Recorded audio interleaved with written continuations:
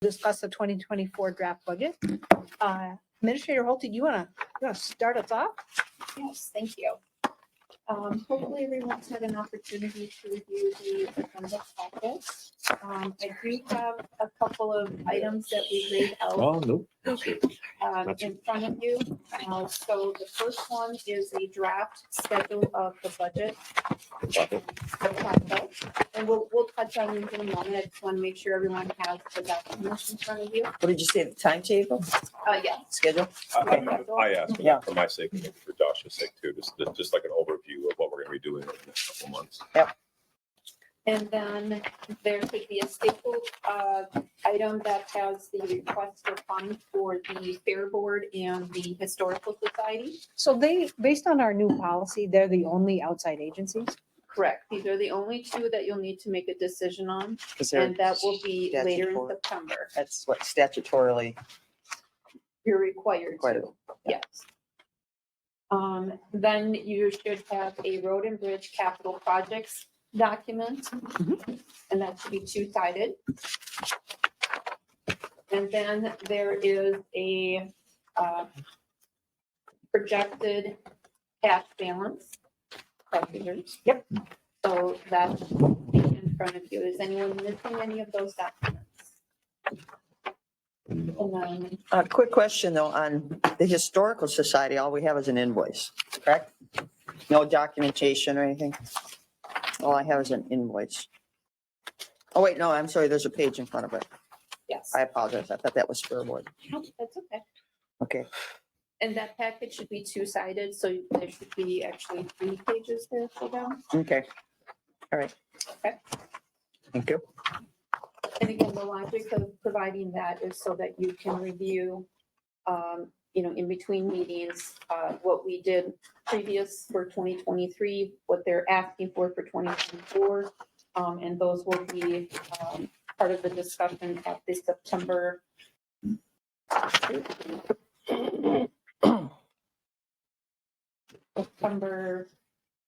Well, so that'll be our next working session for the budget. So if we could go back to the draft schedule, the timetable. So again, the thought of handing this out was to share our timetable when you start working on the agenda process. Who's responsible for the task? And just overall, just kind of help us stay on target of things that we must complete as part of the process. In a nutshell, county administration, the finance director, and then the department representatives are the individuals who work on the budget. We do bring in folks who have more intimate knowledge of the specific programs, as we need to have more dialogue to understand the expenses and why there are perhaps increases in areas. So we do that on an as-need basis. We will bring data to the board over the next few county board meetings and working sessions so that we can go over where we're at, what are some of the driving factors, and then obtain direction from the board about what it is you'd like us to do moving forward. Okay, so I'm going to dive into the content that's in the packet. Just a reminder that this is the first compilation of the budget. Generally speaking, it's high, the first time, every time, because the intent is everyone of the departments are asking for what their needs are or what their wants are. And then we work through, with time to get to what is it that we are going to represent and present to the board for consideration. So in the packet, there is the line item budget. And I'm wondering, the line item budget, all 100 and whatever pages of it, is not particularly helpful to me. No. I know Marcia reads it line by I line. do She take does my read red- it line by line, but in addition to that, would it be possible for us to get a summary by department and or summary by fund because I know that both are important. Mhm. And then with a comparison of the previous year and or, you know, at least the last year's history of it, that would be a little more helpful for me. And that's possible to do. I'm gonna ask that we wait until we kind of go through this another time because there's going to be a lot of changes.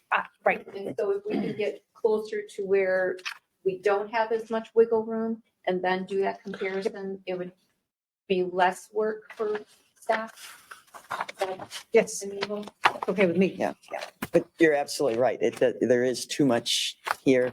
If we had, like highway, wages, benefits, project, even, just, we don't need as much detail. Access to it if we wanted, but not. Yeah. Yeah. Right. Agreed. And hot spots or pay attention to, et cetera. Yeah, All right, so the dry. Well, you do this regardless. So this format is always available to us. Correct. Yeah. Okay. But I think it would be, and Mr. Moga, if you would chime in if you want, I think it would be easier for us to do a summary versus kind of walking through every line item. Thank you for that. not yet.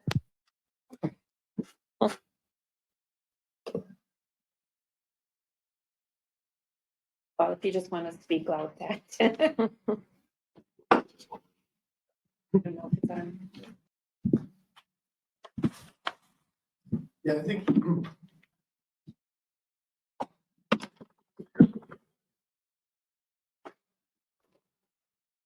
Turning green. I think, yeah, it'd probably be better to wait a little bit further as we get along in the budget, because I do think that there are going to be some revisions within the budget. The other thing is, do you want, and we can kind of talk about that as we go along, is like, do you want wages overall, or do you want it by like how they change within the department? Because I think that's going to get also kind of a lot of detail, because you might have somebody that retired, somebody that's coming in. And so one department may be looking like it's getting a bigger increase than something else. So, it might be better to look at it collectively than by each individually department, because if you have people that are going through the steps or just started, those are going to be bigger, they're going to get like a step and actually a COLA, where someone that's at the top only just gets the COLA part. So it could be deceiving, like, why does finance end up with, 5% and personnel is only ending up with 2%? What's happening, there? So it might be better looking at the big picture versus individuals, department. Yeah, so my thought was to have it by department, but not necessarily broken out in the way that Commissioner Ward asked for. But it sounds like Commissioner Ward, do you want it by department? Well, I think by department is important Do because. you want like line items within each department? Just the overall department. Yeah, Well, like that's what I- highway. Yeah. What are the wages? What am I paying total wages Right, in the highway? As a whole and not broken out by the different units within the Right, highway. yeah, I don't Okay, need to so know high labor level. units. So high level, just by the fund, basically. Right. Okay. So highway would be like, the big things are wages, benefits, the health benefit, the insurance and everything like that. What's And gone then- up or what's gone down. Yeah, and right, and that's one of my things is, Highlighting what's gone up or gone down. yeah, what's gone up and what's going down. And again, where's all the new money that the state legislators promised us? And how does that impact? So part of that will come, again, either at the 9/12 meeting, well, actually, will need to be the 9/12 meeting. So you'll get that analysis of the revenues and expenses by department, so that you can look at it in the big picture, but you're also will receive the line item. Mhm. So you'll have both options. Yeah. If you recall, we did that last year. Thanks. All right. So in the memo, I noted the personnel requests that have been requested. The intent is to share the information. Administration, personnel, and finance are still reviewing this information and working through which ones 12. we will recommend. Mhm. And then which ones will need to find another avenue or brainstorm of some other way of handling the need. It's just not possible for us to approve all of those and to make the levy amenable. Yep. Excuse me, There's 12 there, yes. On page 12, right? on page Yep, we're on 12. Page 12. And then maybe it's somewhere else in here. We have had discussion at the extension meeting of adding that one part-time, half-time to a full-time. Is that somewhere in here? So that is not listed on here, but they did put it in the budget, right, Pat? Yeah, it's under the professional services within the extension budget. Because Okay, it's a contract. yeah, it's one of those deep, dark holes. Okay, But thank you for noting that. okay. And then just to clarify, so when you say in here that the draft budget includes 7% health insurance, the capital expenditures, and it doesn't include these requests, doesn't mean that you're recommending that none of these should be done, just means you're not making a recommendation yet. At this time. Correct. Okay. And that will come at the next meeting. Gotcha. We just need a little more time to sort through, seek clarification, and determine what we should recommend. Gotcha. But I wanted to be upfront about what was asked. Yep. Okay.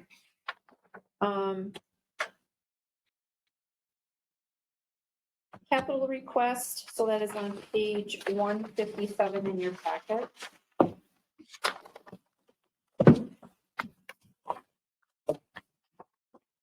And again, we're not asking for a decision today. However, wanted to walk through the spreadsheet and if you have questions on any of the capital requests so that we can seek clarification if we do not possess the knowledge.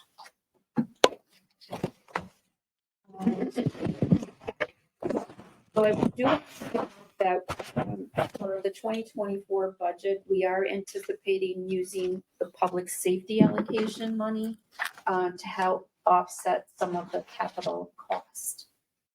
So not sure if there's questions on that. How much was that again 800,000. So it's 837,561. versus, Yep, so it's Yeah. on the 2024 column, that's what we're getting in that public safety allocation, and that was one time. one-time money. Yep. Mhm. Okay, That's the sum of all that, correct? Correct. Mhm.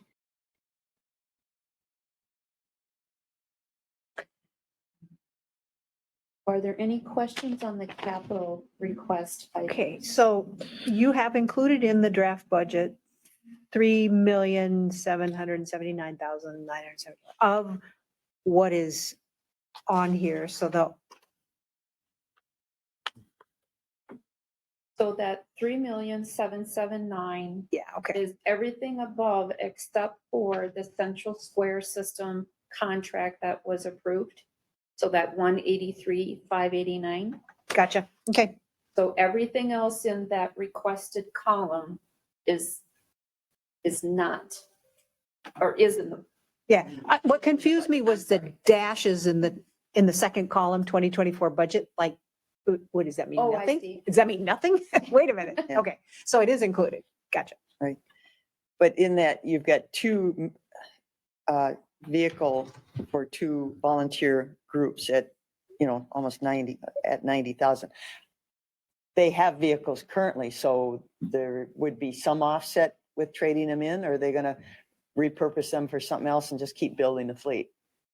Is, my understanding, Pat, do you want to? is that, did you say snowplows? No, the shore Sure. under the Oh, sheriff. the He's got sheriff. 30 and a dive and Yep. rescue 60. The request was that the 30,000. I'm sure that they probably will be trading something off, but the other thing is I think some of those vehicles aren't worth anything. I mean, it sounds like one of them won't even start. Well, that's not acceptable. I mean, that's repairable. That's lack of maintenance. Well, sorry. Some of them are very old and they've had their life. Oh, So that's Old why is in they're the eye of the guidance. beholder. And these are used, they're not asking to buy new. Okay, they are used. Yes. And they give some examples. And it's not And then coming, there's another transport, I mean, there's three, there's just three vehicles right there in the sheriff. yeah, but not coming out of the levy, so. Yeah, two Oh. of those are coming out of the One the is- public safety aids. The one, the ERT, that one is not being funded by the public safety aid. So what can we use? Okay, so we haven't weighed in as a board. What can we use that public safety allocation money for? What other things can we use it for? I don't know. For sure, it can't go towards the jail. No, and no Yep. staffing, right? I think it was no employees. It's Yeah. stuff. But what kind of stuff There, can we there's buy? I could provide the document that actually states what you can actually use it for. I just don't have that with me at this point. But Okay, it's solely asset allocation. I think it's pretty much, what I remember is that it's not the wages. It's not anything to do with like, basically enforcement. Like you can't, that's why the ERT vehicle is not included in that. Infrastructure, I think that they're gonna use it like for the software. So I mean, I think you could actually use that for like, if you're talking infrastructure of like that, what is it, Central Square? You're gonna use it towards that. So, I mean, I would consider that infrastructure. It's not infrastructure of like a building. why don't you send us the documents? So we have Okay. them? Because a lot of counties are talking about this and they, we haven't, I don't know. I've heard about it from the MICA, at the MICA board meetings, but that's only place in their summaries, they listed. Yep, I can get that. Is this the sum total of what we received? 837,561 is what we anticipate to receive in 2024. And that was from the That uses the legislature. entire allocation. It uses the whole allocation. And it did say, I mean, at the MICA meeting, they did say that we should consult the sheriff on the usage of it. So I assume It that's, came from the sheriff. there you Yeah, go. and this did come from the sheriff. We actually had communications with him to see if he was okay with these. But my point is, I think the check comes to the county. So I think we should be approving some of these expenditures, not just, rubber stamping them. Okay, thank you. And Chris, to kind of go back though, the one with the 2024 in budget, we haven't really determined if these are going to be in the budget at this point. So we actually said, that's why that blank is there. We do have funding for the other ones, so we kind of put those into the budget, but those can also be modified at this point. Sure. And really what's being funded by the levy is that 3,120,000 or if everything was approved, we would need to fund 3,126,000 by with levy dollars. And if you look on page 139 of the actual budget, it's 2.5 because last year we funded like 600 some thousand of capital expenditures. If you add what we actually funded with levy last year plus the 2.5, it comes to the 3,126,000, if that makes sense to you. Last year, we invested Um, 3 million in capital improvements. What did you say? No. No, it was 600 and, do you have that page, Marie? It was 600 some thousand. 600 and some thousand. It's like 653 or something. Okay, And if you take that amount plus the 2.5 that is in that on page 139, it'll total your 3,126,000. So that's then basically what, if you funded everything in here, then what would have to happen is I would have to move levy dollars around to equal 3.126 to actually fund that. I'm So not tell me- following you. Page 139, it says So- bond debt, 139 of the budget, of the budget. the So line item budget. of Mine's the bond. budget. help me understand this, because I interpreted page 11 in the following way. That you provided us, Hold on now, we got to get to page 11. 152. you provided us a draft budget. And that draft budget includes 1, 2, 3, 4, 5, right? Is that right? On page 11, the draft budget includes 1, 2, 3, 4, 5. That corresponds with the big printout that we got, right? Mhm. Okay. And stuff that wasn't in there, 1, 2, 3, right? New personnel requests, outside agencies, other items cut or reduced by. Correct. Okay. And I assumed that the draft budget includes, item number 5 is levy at 2023 level. So that budget that we were given would be a 0% levy increase. Correct. It's a 0 at this point. Gotcha. With the $3.7 million in capital expenditures in, Yes. It's a 0, but if you look at the bottom line, I think we're $5.1 million expenses over revenue. Anticipating using reserves. Yeah, but I'm just saying is right now with everything that's in the budget, and that would be with the capital, no personnel, and the funding of actually the outside agencies at the 2023 level. You right now would have a deficit of $5.1 million or 5.0? and is it, where can we see this? Or I'm sorry. quit trying. Where's your 5 Where can we million? see it or? Yep. So the 5 million is on page 156 of the county board packet. And then page 143 of the budget report. 156. The 156 of the board packet. Very right-hand column, very bottom number. Gotcha. Five. Because the, sorry, Okay, yep. final total. Yep. Yeah, that's the amount that, 165, 156? See, this is very, 156.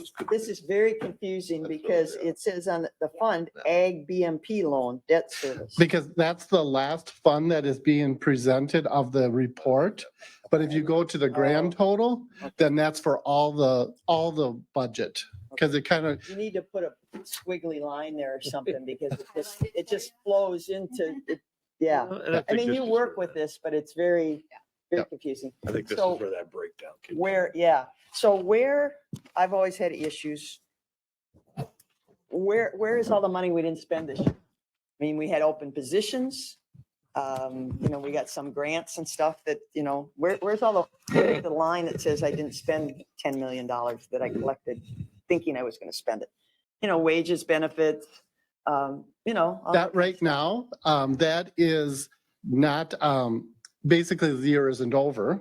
So we are still, Right. the still Okay, is continuing. Go back to 2022. Where was that figure? Because I've never got a real hand on what we've saved. We always seem to spend every last nickel. And I don't find that it should be. If you look at, This is the other thing.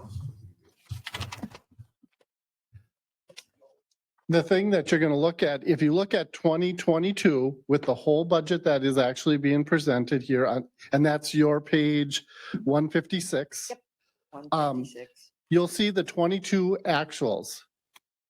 And this is Is that the, okay, at the, very bottom? the very Okay. bottom, Just Yeah. the last three Right. numbers. Yep. So, and it's actually the, at if 4 you look million at, extra? huh? So am I reading that? I had 4 million. No, we spent $4 million more. Yeah.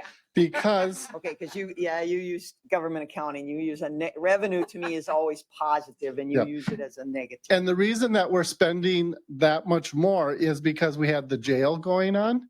And so we were, it's kind of the thing is with while the jail is going on, right now, it looks like we are actually expending more. But if you look at it in 21, we had $12 million that we didn't spend at the end of 21, but that was because we had actually bonded 3 times for the jail. And so we were carrying that money to actually spend it in the following year and then also in 23. Mind if I ask a question? Sure. So when we're short, we're pulling this out of a reserve. This is actually, yeah, whatever, for the jail, if we're talking like the jail right now, Just in general. This it, 5 million. just in general, if we would be going over, then that's coming out of the reserves. The And what's our- reserves aren't, we have a sheet, but are reserves in this document? Reserves are not in this Right. document. Okay. This is our actual budget. Yeah. Just out of curiosity, what's our contribution to that reserve every year? It goes up and down. I mean, I would say that we're adding sometimes 1 million, we're taking 1 million out. I mean, and at times like the year that you probably are putting some money in, it's just probably a timing issue on the expenses. Next year, it's probably going to be the opposite. You'll see that occurring. Again, the last couple of years have been a little bit more fuzzy than the other years because we had so much COVID dollars that have been coming in, and we've added dollars into the general fund, and also during our audit, those COVID dollars are actually being reported in the general fund. But once we get through spending the $9 million, I mean, our general fund is going to go down if you're looking at the audit, because that's going to be all spent by, majority of it is outside of the county. I think we're spending, what, about 500,000 of that internally? Otherwise, it's actually outside in the community. What do we have in that reserve account? And overall, we have, Is that this? like your cat, are you talking cash that we're carrying? Yeah, we're carrying probably, I think on that one document I have is, Single page. I think we got Is it that. on there? yeah, this is an estimate that we're going to have probably about 16 million just in the top 3 at the end of 2024, because the others are actually like restricted and can't be used. So, well, okay, in looking at, the part that matters is the unrestricted Yep, That's yep. what I was, my next question is what was Okay. the, Yeah, what was the? and our, okay, and our, Too many months. our 3/12 is 13.1 million, right? But if I read this right, we started out with 3.3 million extra in unrestricted reserves at the beginning of 2024. And you're projecting that it will be a negative, I mean, it will be below. Below this year, it will be below because of where we are with the budget right now, because we're that 5 million over at the present time. Okay, and is that anticipated, like, not just actuals, but when we actually, I mean, that is the real, No, this is like, that is an estimate because we're estimating a year, we're actually estimating a year and a half out. sure, okay. And so at that point, not only is the budget as in our starting point, 5 million over, In the hole. we're 2.4 million short in reserves. Yeah, and that would be the issue that we would have during, like, one thing is in our audit, because we wouldn't have what we are setting a policy for. It also would be as if we were going out to actually bond. Okay. We would be looking at that we're below our level, and so we may not, again, we may, it's a lot of those things is, Okay. we may not get a good rating because of, Federal no. government doesn't worry about that. Why should we? well, they probably have us on a different schedule. But Yeah. what I mean, in spite of all of That's that, true. which I appreciate kind of having a concept now of what it is, this is not the final budget. This is a starting point, and I know that things changed by many millions last year from the beginning point to when we actually set our preliminary levy. So, And so the projected cash value will change depending on what our budget ends up for 2024. gotcha. Okay? Sure.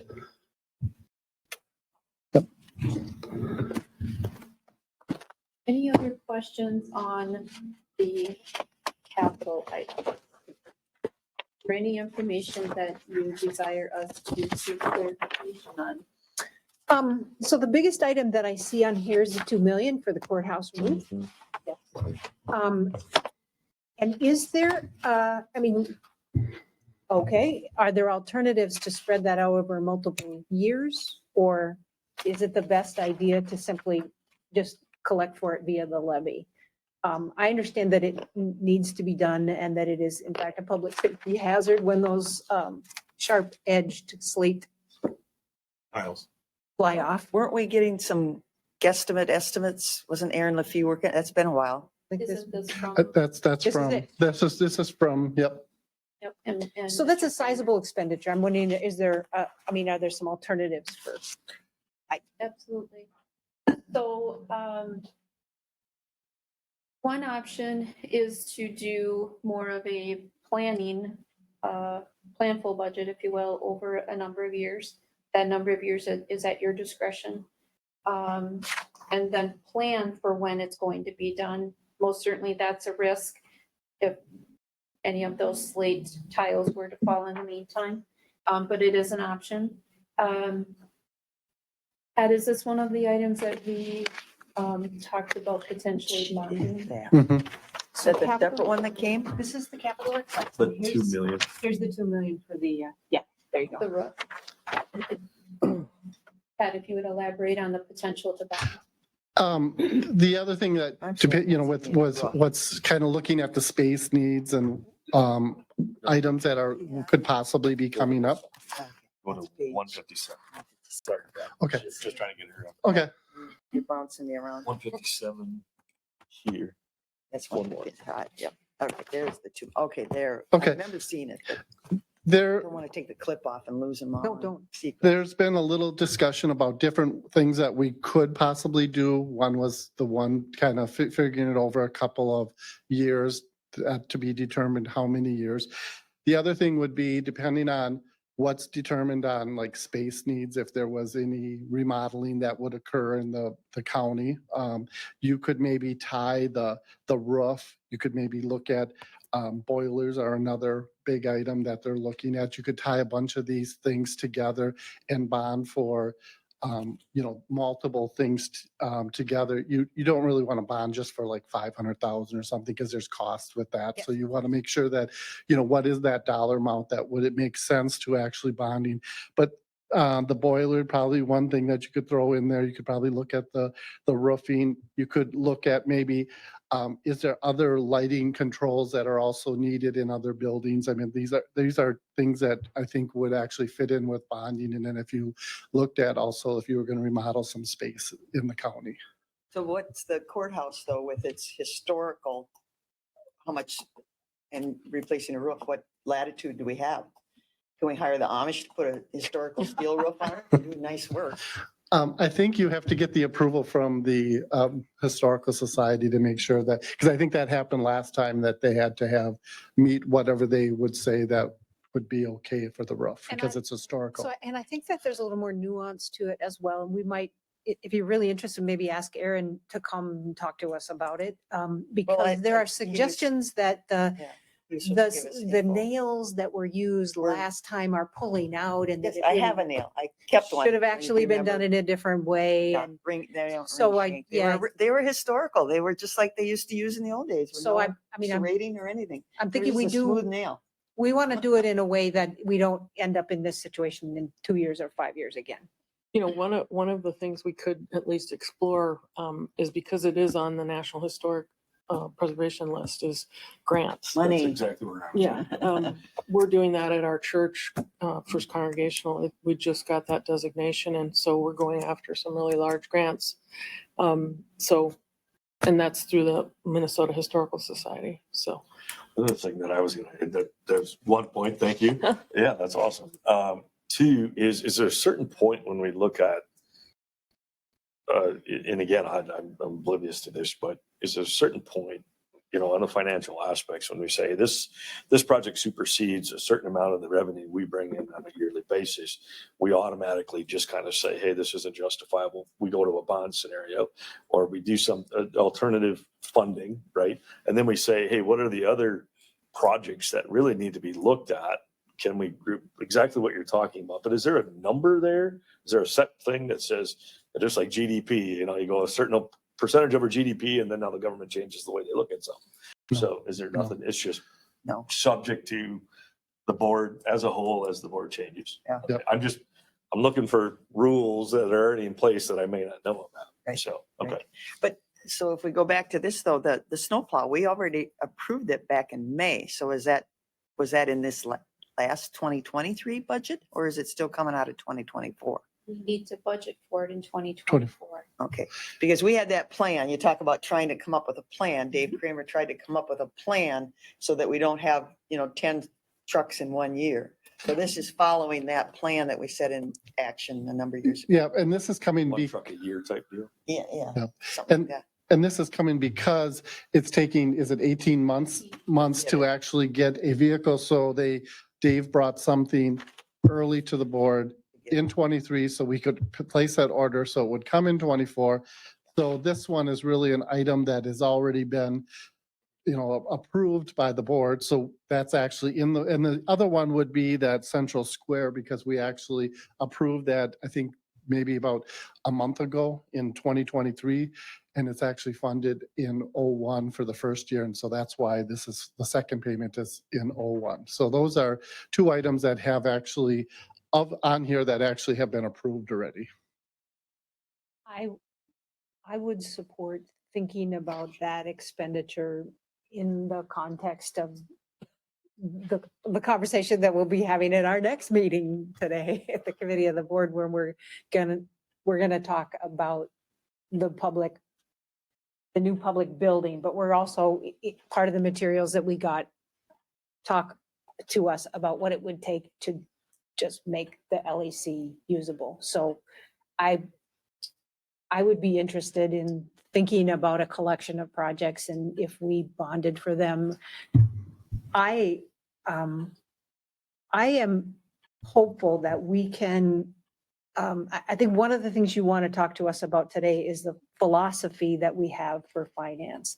And I think peaks and valleys in our levy upset people and are actually make it unpredictable for people who are paying taxes. And so for us to be thoughtful and plan for the stuff that we need to try and even out what our levies are over the years and not have big peaks and valleys.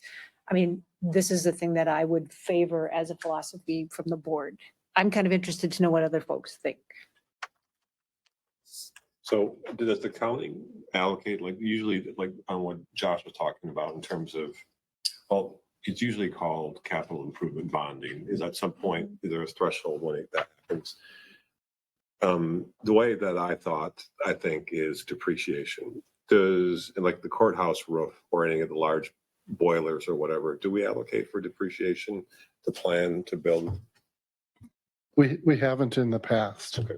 We tried many years ago, remember, Dwayne? We tried to put, Useful life is what put- kind of the we useful tried to put like a 1 or 2% aside for Mhm. these type of things. And then, So, Kinda. okay, yeah, but we But it haven't. also gets hard after a while as that goes up because people think we're just hoarding money, for the Yes. stock. well, the fact you're just saving up to buy a new. Correct. Yep. $2 million. Because what do we have out in bonds currently? We got the jail, That's all. We have the jail. the others We- have ended. Paid Yep, everything else. we have, it's basically 3 jail bonds, started out at 28 million. It's probably, we've paid off maybe 200, 300,000, because most of it was interest. This is going to be our second interest payment on one and first first principal payment on two. So what's the total of the bond payments in 2024? 1.5 million dollars, right around 1 point, I think it's 1.5. 1.5 million would be, That'll pay off a $28 million. That's what we bond based in to them. that would be a 7% levy, that last sheet in the 205. But remember, already we're in gonna there. It's credit the already in there. referendum. Well, we're going to try, and a lot of people are assuming that's a done deal, but it's not a done deal yet. That is isn't an already increase to this year's budget. Already We in had to pay 24's for it budget. last year. 24's Right. We've budget, yep. already levied for So it. that's in, there, but Yes, it would be the that's right. equivalent to a 7% Yes. if we did. Yep. Right. Correct. That's Yep. Yeah. And if the debt payments are, I'm going to give you two different numbers. It's on the budget numbers are 125 through 127. And if you're looking actually at the budget packet, it's 138 through 140. Our numbers, 138, 140. Yeah, 138 through The 140. debt service. That's the 3 debt services, because you'll see there's a 2020 debt service, a 2021 debt service, and a 2022 debt service. The hard part is we can't do the referendum until a year from November. That is right. Okay. So when we're going through budget next year, we still have to plan to actually have it coming out of the levy dollars. Yes. And then depending what happens in November, then that that can change, because then it'll be, you probably will start, we won't get a whole years of sales tax money. If that does go through, it'll be a prorated amount. So Ms. Holte, you can put together what the last we've had this, last 10 years, what the levy has percentage and how much it's gone up, because all you anticipate is, if your taxes stay the same, you're thankful. To me, it's the valuations that jack taxes up so much. When they take my house from, 150,000 to 200,000 on up, that's where my taxes go up. It's really not the budget. It's the Yeah, valuation but if we system. don't increase the levy, even if they increase your property value, you're not going to be paying any more taxes on it. Well, It'd be if you value- prorated differently. If you left the taxes just as is And and your somebody's value- value was going up, You're well, gonna if everybody's went up the same amount, Yeah. it would Yeah. actually stay exact. Hypothetically, yes. Yes, but if the problem is some are going to go down, some are going to go up, so there's winners and losers there. Because there were years when you had a 0% levy or close Yes. to it, but the taxes still went up because. Because of the values, yes. Yeah, And and- that's something that's hard to explain Come to live in St. people. Charles, I can tell you all about it. And, Values. and that's only one portion, because that's the county portion. There's also the city and the Yes. special districts and townships. And any other thing. Yep. Yeah, but you can give us a little So- history. Yeah, So it generally tends to go up or down based on. Yep. So I think we have that for at least 10 to 20 Yeah, years we've out. had that in the past. Yep. So Just to we'll- give us we'll some bring that history. up. So other thoughts on philosophy?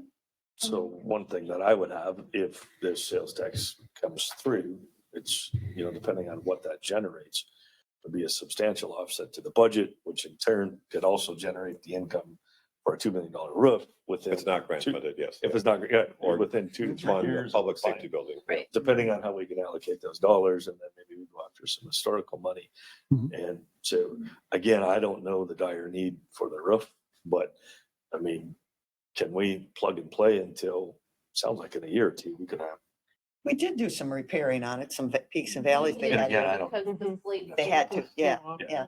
yeah. To prevent water damage. I've So- been to the peak of that water tower, or of the, The building. on the inside. I'll bring It's that something nail else. and show you sometime. It's Something else. unreal what they use for nails. I remember that county board discussion. You were talking about, Steve Jacobs talking about threaded nails. Yeah, they weren't grooved, they're Ring just shank, smooth, yeah, ring yeah. shank. Yeah, they're just smooth. They wouldn't hold Which, this anything in. is some of the problems. And when they're you about get into this long. Historically correct And the- things that. yeah. And the slate's this thick and the nail's about this long. So It just- that's my question, I mean, is there a way, can we, is there Yeah. a way to do it, to just buy a little time until some of these other things come into fruition? I mean, Yep. it might be the cost of bonding, could be the cost of the temporary repair that puts us in a position. I would to just have prolong. Karen put a string of crime scene tape around it and keep people There you away. A chain link fence.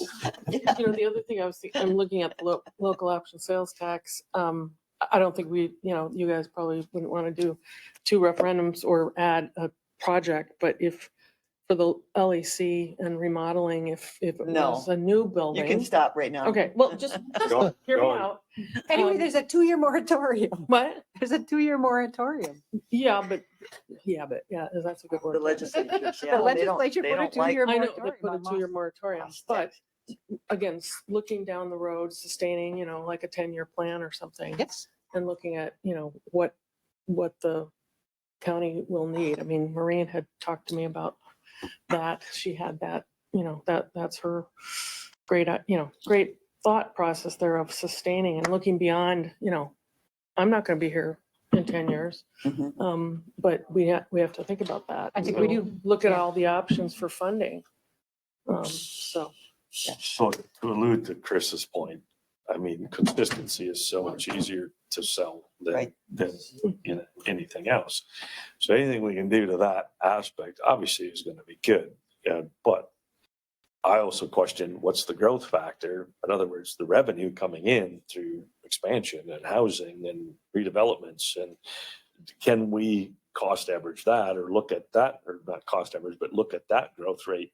And if we can get sustainable on the outgoing side and keep the long-term funding, it's just so much easier to compare, to gauge and make all these decisions. So that would be a number I would be heavily interested in seeing what does that number look like in comparison to this average, and how can we get this average more consistent? Because I'm assuming the growth is either going to be one of threes. It's going to be slightly up, flat, or slightly down in the last 10 years, right? Versus, I think the peaks and valleys I see on this sheet are much more like this. And again, being a newbie to all these numbers, the closer we can get that side to this, the better off we're going to be. So whatever that takes. I think that's why I would, in agreement with something Marcia said earlier, I think what the legislature decides to do, particularly what the legislature decides to do around health and human services, and looking back, I don't know, 6 years ago, what they did with respect to child protection laws, can have a far bigger impact on our budget than the stuff that we are talking about right now. And so so for us to be smart in the way that we staff and smart in the way that we follow the guidelines and collect the revenue, that is what allows us then to be able to provide the quality services. So it's sort of like what you're talking about, except I'm talking about it with the context of health and human services. Which alludes back to that business person in there really taking a look at How do we run? how do we run that?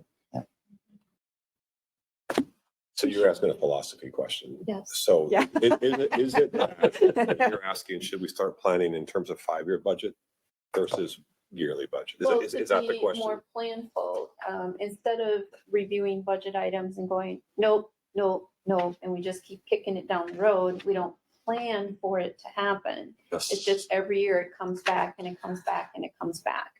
So what I'm saying is there will be things that drop off and things that get added, but in having a longer picture, it would allow the county board and the county to communicate with the citizens, what are we planning to do? You're aware of it. Mhm. Right.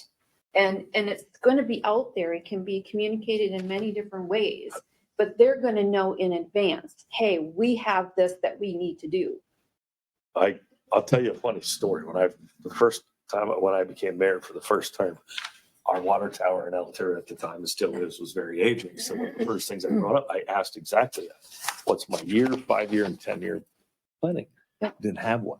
And I said, well, what happens when the water tower goes bad? What's the plan to replace this at some point? Right. The next morning at Newman's, it was Josh Helsing wants to replace the water tower. What's wrong with the one we got? Run a hose through it. We do it. You know, I mean, you begin to ask these pertinent questions and it can be interpreted in 2 different ways. What's wrong with what we have? Or, you know, hey, we're putting a long-term plan into place. So I wholeheartedly agree. Yes. That's the way I see it. If it's a reserve fund or if it's a depreciation, however you want to make that happen. Yeah. We The do. surprise factor gets pulled out of Right. running and managing those funds. And really, the only thing I'm saying is that in the same way that we plan for capital expenditures, I want to see us be planning for health and human services, Yes. services. And that staffing and those programs. And I want us to do it in a cost-effective way, but I see it as equally important as fixing the courthouse roof. And we do actually have a 5-year plan. The years 1 and 2, possibly 3, are, not too, like, they're planned pretty well. When you get to 4 and 5, they kind of drop off. But we actually look at it in budget every time. It might be on this schedule, the 5 years, but when you then comes to the next year, year 2 is put onto the schedule, and then we kind of really vet those. So it's not vetted like knowing like, okay, next year we know that we're going to budget for these 3 items. It's like, yeah, we had it on the plan. Now we're going to talk about it and we're going to push some of these maybe back again. And now it's going to come back again, because some of these items do come back multiple times also. I think the other thing too, again, being new to the board, is if I had a piece of paper in front of me that said, because this board's going to change, obviously. And so the hard part is I don't know what you guys know, right? So if there's a piece of paper in front of me that said, here's that 1, 2, 5, 10-year plan. Oh, you plan on replacing the trucks every 12 years, 1 a year. Now I understand that. And it helps that particular person. If I get hit by a bus or elected off the board, they can pick right off ILL was or whatever. So that'd be really neat information. And it challenges each department for long-term vision so that we're not shooting from the hip, making decisions year on year. year over year.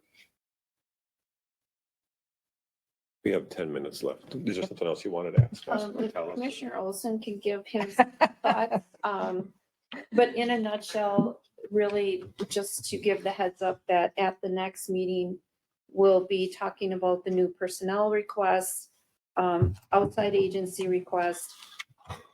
Did you want to mention about the levy in here? Oh, yes. Thank you. So anyway, just let me wrap that one thought up. Yes. So that, again, if you have questions about those items before the next meeting, please reach out. We'll do what we can to get information out as soon as possible so that you have time to review and contemplate any questions you might have. I do want to just share kind of a high level number with you that in reviewing what is contractually wages and benefits in this 2024 draft budget, it equates to 8.5% increase in levy. And that's just wages and benefit obligations. So I just Sorry, wanted to put 8.5. 8.5% in levy, Just that. just that.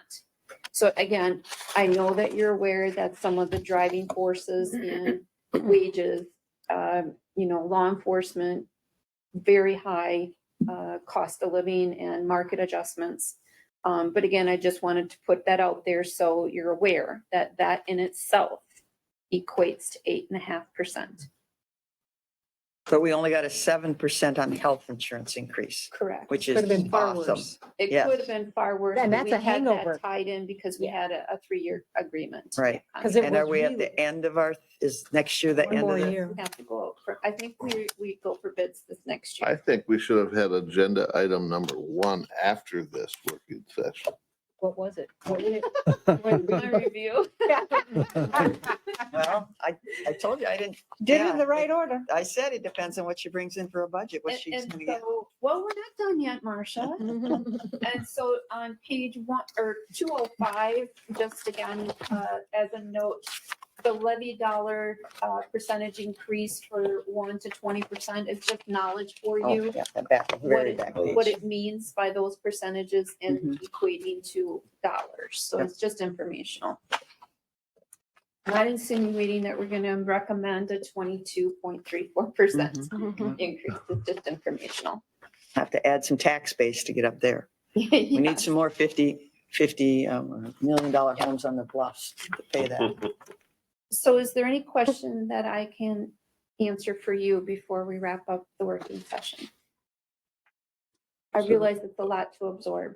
Other than the 8.5% Mhm. and potential for one large project that makes up 40% of what we're short, is there anything else that stands out?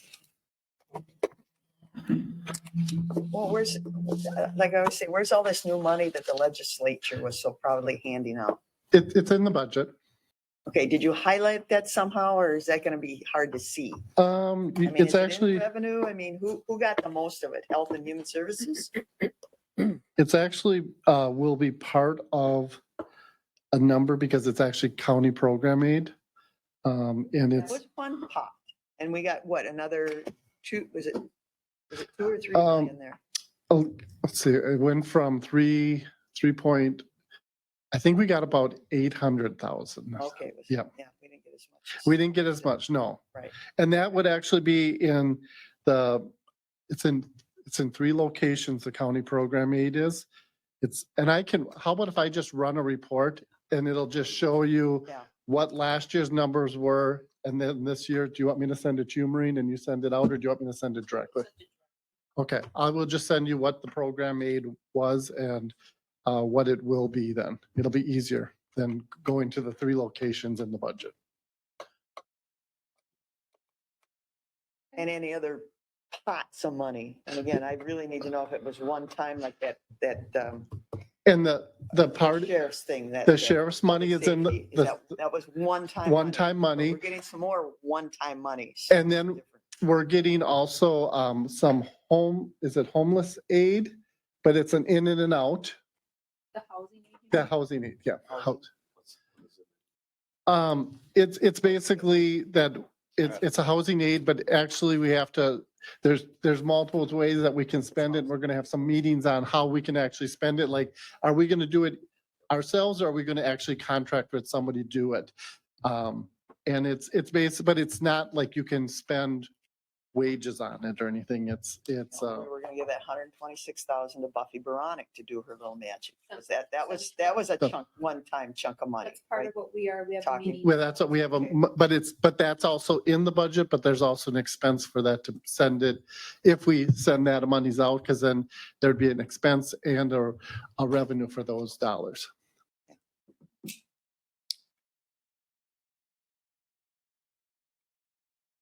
Nothing else stands out. Well, there are items, but we just have a few Yeah, that's moments all. to wrap up here. Mhm. Yeah. And again, more of that will come at the next meeting when we can narrow things down and then summarize it for you.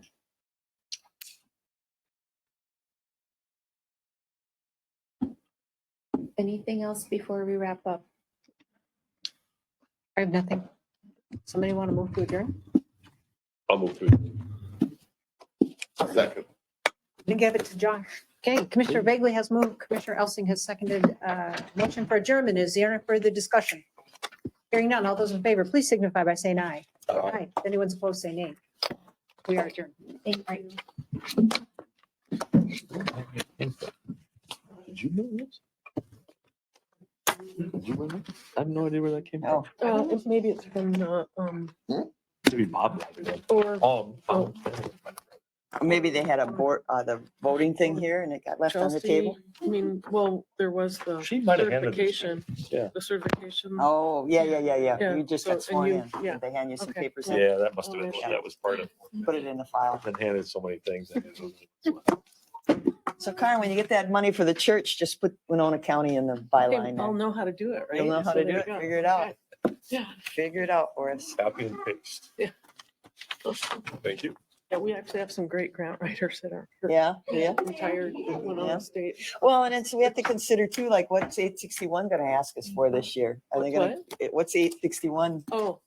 Not- Your I don't household think it- member, are they gonna Yeah. come back at, Are you an thank 861? Yes. Oh, the OSF. yeah, I'm 9 miles from La Crescent and 17 plus to Winona, but I'm in 861. Okay. Oh, perfect. Okay, great. Thanks so much. Of course I do. Thank you. Thank you, Ron. Hanging in there. Can't you control the trains? Man, I mean, you can't block people. You can't block people. I got calls on that. Trains blocking people in. Yeah, we got calls too. I heard, yeah. Regrettably, the dispatcher didn't handle it. Did or didn't? Oh, it did not. We've addressed that. Oh, okay, Hopefully, we won't have the issue anymore. yeah. I mean, Well, they said it was, I got what, somebody, oh, yeah, somebody told me they had the engineer had worked his full allotment of hours and they needed to get a new engineer. That's the story I heard. And so it sat there till a new engineer could come and run the train. Kind of like the planes. isn't So it? what we've done, What? No, it's like planes, Yeah. waiting for the new New pilot. pilot? so what we did in the past is we wrote CP Rail, the ticket, not the engineer or Oh, anyone working there. yeah, It's uh-huh, the company yeah, and mailed the ticket off to Canada. yeah. And then we made sure we put it in the paper that we gave them a ticket Ticket. because they said they did that down in La Crescent. And after they wrote them 2 tickets, They got the they quit message. doing it Oh, okay, because they didn't want the bad publicity. yeah. So we did that a couple of years ago. We did that for over 2 years. Yeah, Pretty now good. they're back. A month ago, he had one for maybe 20 minutes. Yeah, And now this one, 5 hours. yeah, this one was, I mean, that was horrible. Yeah, yeah, that's unexcusable. Unexcusable.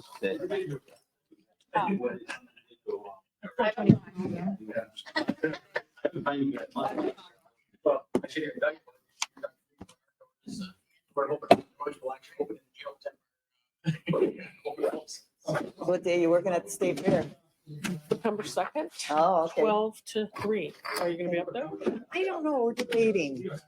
No. Isn't feeling good Well, I again was the gonna last ask, yeah. couple he's still- days. So he's got something on September 1, what kind of, one of his other Check issues. out, yeah. Well, it's a separate issue in the heart. But still. I mean, Yeah, but he just doesn't feel good. So I Oh, well, They said that- don't know. I don't like to hear that. no, I want to hear it. right. on here. I've had 4 grandkids since Sunday. Petition? 4? Oh, I was gonna say, you haven't had 4 new ones. No, I got 4 with me, staying with me. That's great. How fun. And actually, they're close In in They can age. play with each other and I yeah, said they play so they with keep each up other. each Just other like, busy. I'm not a short order cook. When my kids, Committee of the Board of the Winona County Board. On our agenda tonight, we are going to receive 2 legislative session impact updates, one from the sheriff and one from our auditor treasurer. And our second agenda item is to discuss potential new public safety facility. So are you starting first, Ron? That's Good evening. Thanks. Thank you for the invite. Thanks for So, coming. for the sheriff's office and law enforcement in general, the cannabis change in the law is to me one of the big things that's going to affect my office a lot. The new law took effect August 1st, 2023. So possession of cannabis is now legal, recreational cannabis. You have to be 21 years or older. There's possession limits, which of course, it's always a problem. You can have some, but how much is too much? I didn't know I had that much. So you can possess up to 2 ounces and transport 2 ounces of the cannabis flower. You can have 8 grams of the concentrates like the gummies.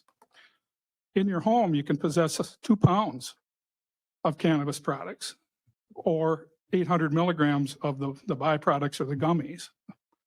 You can grow 8 plants in your residence, but only 4 can be mature at any one time. As for having it in your vehicle, it's kind of like the alcohol open bottle law. If you have it in the vehicle, it needs to be the sealed container, or you have to carry it in the trunk or away from the driver and the passengers. So my public safety concerns, I'm just worried about how many more serious crashes we're going to have in Minnesota now as a result of this legislative change. In 2021, I attended the Minnesota Sheriff's Conference, and we had a Colorado sheriff come and talk to us about their issues with the cannabis laws there. He mentioned that the number of fatal accidents increased significantly in Colorado. In 2013, they had 55 deaths, and in 2020, it jumped to 131. This is where the driver tested positive for cannabis. The sheriff also told us that for every tax dollar that's brought in for the cannabis sales, they spend $4.50 on the adverse effects across the county. I gave you a flyer from TZD, Towards Zero Deaths. Jessica Schleck is the coordinator for our Southeast Minnesota Towards Zero Deaths program. We've been involved in that for many years. That's where we have our DWI officer out of that grant. If you look at her thing, drug driving accounted for 6,941 DWI arrests from 2012 to 2016. Compare that with 2017 to 21, it jumped up to 15,747, 127% increase in just a few years. So I'm wondering how many more law enforcement agencies are going to be called to these crashes that involve recreational cannabis use that's now legal in Minnesota, and it caused an accident. A problem that all law enforcement has with the cannabis law is that we don't have a roadside test like we do for alcohol.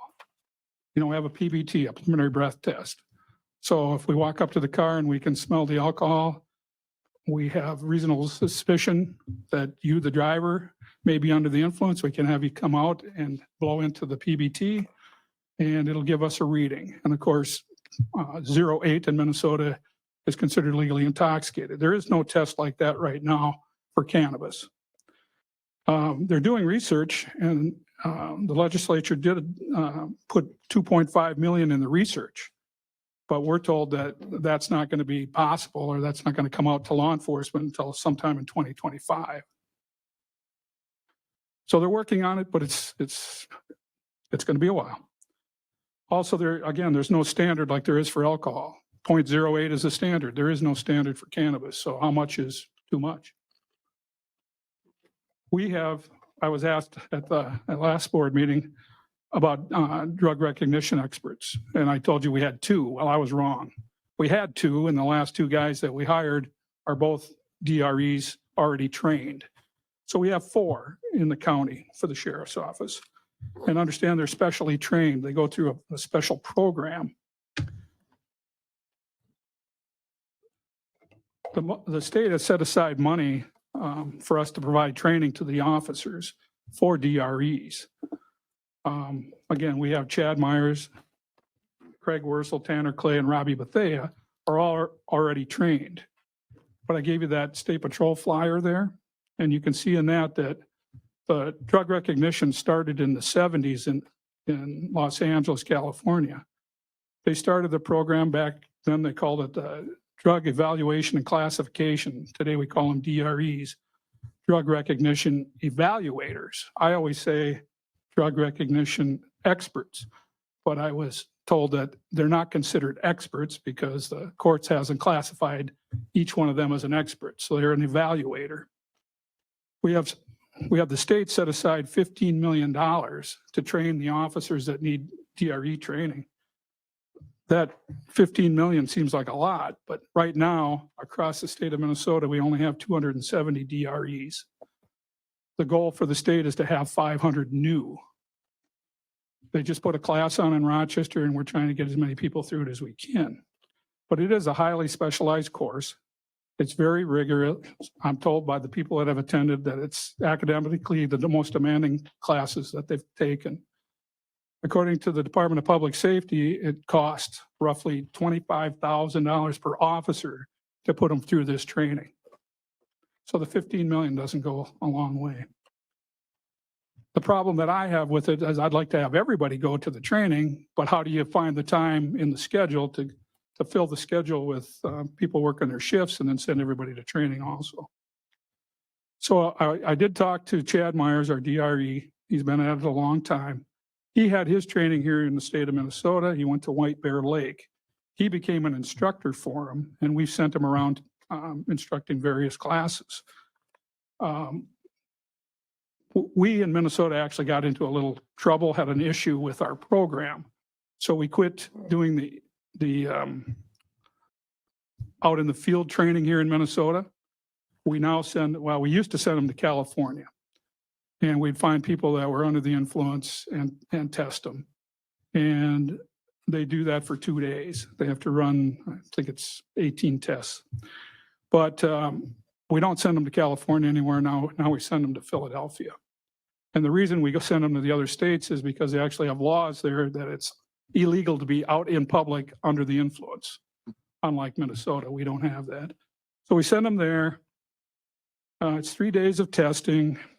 They have to have an evaluator or an expert with them to observe them do the tests and make sure that what they're seeing on that person that's under the influence is right.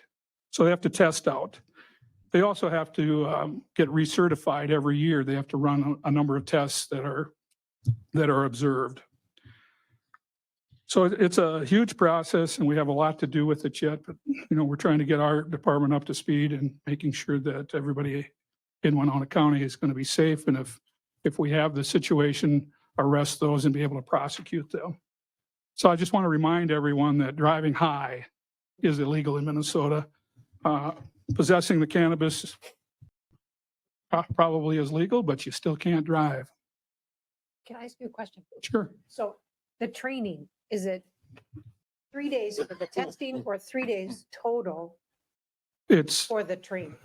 I think they're trying to get it to be the hybrid where they can do some of the training like online.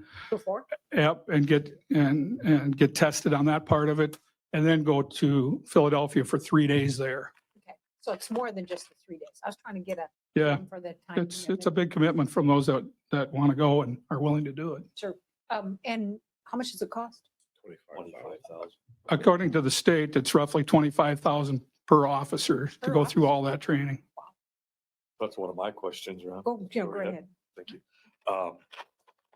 we have two situations. We have funding for it today, but as you have turnover and the refunding, and we all know it's not going to get any cheaper, chances are, maybe hopefully it does. So is there a consistent funding source to train new officers down the road? Does the state put anything into play? How are they going to dip into our pocket to pay for that? Because Well, ultimately we're paying as- for it. It's just. As Commissioner Ward has said many times, they start with giving us money up front, Yep. and then the money dries up and it That's comes what I- out of our budget. That's what So, I'm alluding so right now they've got 15 million put aside to train the people. And 2.5 million, as I said, to try and come up with a roadside test that we can use, like the PBT for alcohol. And then it scares me with the $1 to $4 scenario that you brought up, how far behind, how quickly this thing can get upside down. Yes.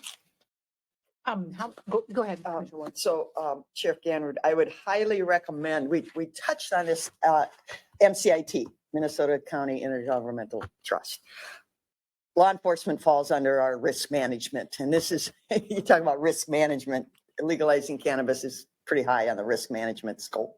So very, very brief, and I would encourage you and any of your officers to try and get MCIT to, kind of be the spearhead and make consistency in this. And maybe we can bring some of the trainers closer to the Midwest. I don't know if we group together versus having to, Well, there. the State Patrol had put this program together, back in 91. Mhm. And they're the ones that spearhead it. They're the ones that put the training on. When Deputy Myers went through it, he asked, can I be a trainer? Because I want to teach others. Mhm. So we allow him to do that. He does some of it on our time, but most of it on the state's time. Yeah. But we are trying to keep it as local as we can. yeah, well. Philadelphia all right the now sheriffs is, in the state of Minnesota. So what we need to do is we need to bring in local legislators and have them test it. Let's do a test on you. Smoke a joint, let's put you in, let's test you. I mean, seriously. Gummy. How about A gummy? Okay. oh, gummy. Well, I don't know. They all Well- talk about smoking Yeah. and so yeah, the edibles, that is a question. But Do the that's, edibles I show didn't up the mention same it, but way? that's one thing on my list of a concern is, okay, They show so up the same so way you with the have system. purchased your gummies legally and you have them in your house legally, Yeah. and now your children have access to them. Oh, yeah. And are they going to end up in the emergency room? How many of them are? Everything's gummy form nowadays, vitamins, everything. When Commissioner So, Ward is done, Yeah, go ahead. yeah. So, I mean, again, when the legislators were embracing this, they saw it as a revenue stream. But how can we, I mean, I know the city of Winona, I see Mr. Ubel sitting back there. The city of Winona is probably going to be the, the hub of distribution and stuff because we don't have it out in the county. Maybe I'll set up a thing in downtown Nodine, right? We got everything in downtown Nodine. Now, cell tower. Is there any way Ditch weed. that we can make a revenue stream out of this? I mean, and a lot of the legislation and all the rules and regulations haven't been created yet. They created the department, and isn't Jesse Ventura head of that? I'm not sure about that. I mean, I don't know. He's living in Mexico. No, I thought he was gonna be head of I thought he was gonna be Governor Walz. Marijuana. Yeah, the marijuana, something. Office of Marijuana. I mean, seriously, that's what the legislators I saw, just drooling over. This is a revenue stream for the state of Minnesota. I mean, we have to capture in on that revenue stream. The county, I don't know that we permit them. I think it's going to be a population center. There's so many different rules and regulations. Something about a population center of over 12,000, and they had to have at least one or something like that. There were some figures. Maybe Mr. Ubel, There's so many Follow things through. with this that, because I know city council has talked about it, how they're going to do it. Yeah. So we need, And the mayor of Goodview is also here, Ben.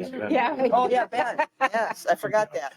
So how are we going to capture, gentlemen, how are we going to capture some of this revenue to offset some of our Just to be expenditures? clear, Commissioner Ward, are you Yeah. asking that we open a county sponsored? We may want you to. want us to, Some counties are considering that, they have municipal liquor stores. No, municipal sales is Grand not Marais, they have allowed. such I things, read, yeah. no, it's not allowed. I have been trying to Municipal- read the details. of Municipal them. liquor It's stores not are allowed. very important in a lot of small communities. I came from Grand Marais, that's where we, Yeah, Yeah. I mean. we watered. Ventura had one for years. our Yeah. ordinance, Yes, yeah. well, So, yeah, while while I'm having fun, I haven't anybody while tell I'm we having can't. fun, can we limit this conversation to just a little bit more because we do have more things on the agenda. So I just had one Please go ahead. comment. So, Ron, so the big problem you have is the funding is there right now. Yep. But if you wanted, Jeff, and I mean, if everybody wanted to go, it's just a timing issue and it's a I- staff shortage issue to get everybody to run. Ron to said the he- whole when you was talking about the training, 3 days, as you had mentioned, just for going to the actual in-field service, but it's actually 2 weeks, 2 to 3 weeks of actual in-classroom training that they go to. So taking somebody off the schedule for that long, And and then the continuing education that go along with it. So it's not, it's one and done. It's so many credits every year that you have to get and everything too. But isn't part of it that the courts haven't, you can do all the training and testing, but have the courts established a standard? Yeah, no. I They, mean, you can test and train and they pick up decided and this stop. without a lot of detail on the Yeah. other end. So, I mean- And it's- So, yeah. our 4 DREs are working with our deputies and they're working with the police departments all the time with crashes and is the person not just under the influence of marijuana, but he can tell you, oh, he's under the influence of a stimulant or a depressant Mhm. or it's obviously they know alcohol. And, the number of arrests that have been made, like I said, went up a lot in the last few years. Mhm. Back when I was still on patrol, I mean, I don't know that if we had somebody that was under the influence of even prescription medications, it was hard to get an arrest and to get a conviction. We've come a long way in the last 25 years. This is something that we need to adjust to, and we're going to continue to do it. Right now I only got 4 people out of 23. But if you want to always make sure you have somebody on duty that's able to recognize what are you under the influence of when you crashed your car. But I guess where I'm saying is that I don't know that the courts have decided what's legal and illegal and how they're going to prosecute it or. if they We're will. still working through that, but I'm just saying, we have for the last, I don't know, We haven't. 7 or 8 years made a lot more arrests that are drug related over. Didn't you tell me just recently that we're making as many drug impaired DWI arrests as we are alcohol? I'm saying back 25 years ago, you never arrested anybody for drugs. It was all alcohol, probably a combination of the two. Alcohol was always easy, meaning 0.08, boom, Yeah, prima right. facie evidence, you're under the influence, there's no other questions asked. Drugs, whether it be cocaine, marijuana, or whatever else, you have to prove that they're under the influence. How do you do that? A lot of the same tests as DWI, walk and turn and But you have to have stumble training. and drive, yeah, and all that other kind of stuff. So, I mean, it's centered around the same as alcohol, but there's not that one magic one that says 0.08, boom, that's it. But then we have this attitude in our society. You asked philosophy early on budget. We have this attitude within society. We're expunging convictions on marijuana, right? Right? So are we really going to lock them up and throw away the 60,000. key? No, I don't know. Well, once again, Not for a little bit of marijuana. It Yeah. sends a mixed message. But it crosses the line as soon as you get behind. behind the wheel. Wheel. That's where it crosses the line. Yeah. Because now you're endangering other people. Yeah. And that's what I Well- even said to Ron for when we talked to all these groups and stuff like that. I mean, he gave you all the information here, but people always ask, well, what's the impact going to be of this and everything else? Ron laid it out very well as far as the concern with traffic enforcement. And the thing that I always say that seems to be a catchy line, because I think it's true also, is when they say, what's the most abused drug out there right now that people abuse? Alcohol. What's the only legal drug prior to marijuana that was out there? Alcohol. Alcohol. So I don't know if it follows suit with marijuana like that or not, but that's a concern at least. The most drug that we deal with by far and away, whether methamphetamine, cocaine, all these other ones, alcohol. Alcohol is involved with any of those type things. It's a legal drug. So I don't know if marijuana falls that same suit. Thank you. Thanks, guys. Yeah, thanks. And I love her line, always bring your own sunshine. That's kind of I don't know about that. And this this letter, yeah. Okay, so what's for sunshine? A great day to live in Orland. Okay, this is a long document of It is. changes. It is, but Karin had already provided you this document, so I'm going to skim through and just highlight some of the things that are already in effect. Some of them don't go into effect for a while yet. So I'm going to go flip through and highlight. I'll do my best to tell you what page I'm on, things like that. But before we dive into, as you said, our long document, few updates for DMV and property tax, things like that, other than elections, and then we'll dive in elections. So as far as the DMV is concerned, there are increases coming to some of the fees, and we will capture not all of those increases, but a good share of those increases. We don't have a listing from the Department of Motor Vehicles, Public Safety. We don't have their fee schedule outlined yet. But August 1st, licenses already went up $6.75, and it looks like we're keeping $6 of that $6.75 in addition to what we were before. In the future, Kristen said that we will be keeping on top of that an additional $3 to $5 per driver's license, depending on whether it's a renewal or a new one, if they've never had one in Minnesota. So that's a positive. They also had some grant money come through, not grant money, one time to the counties.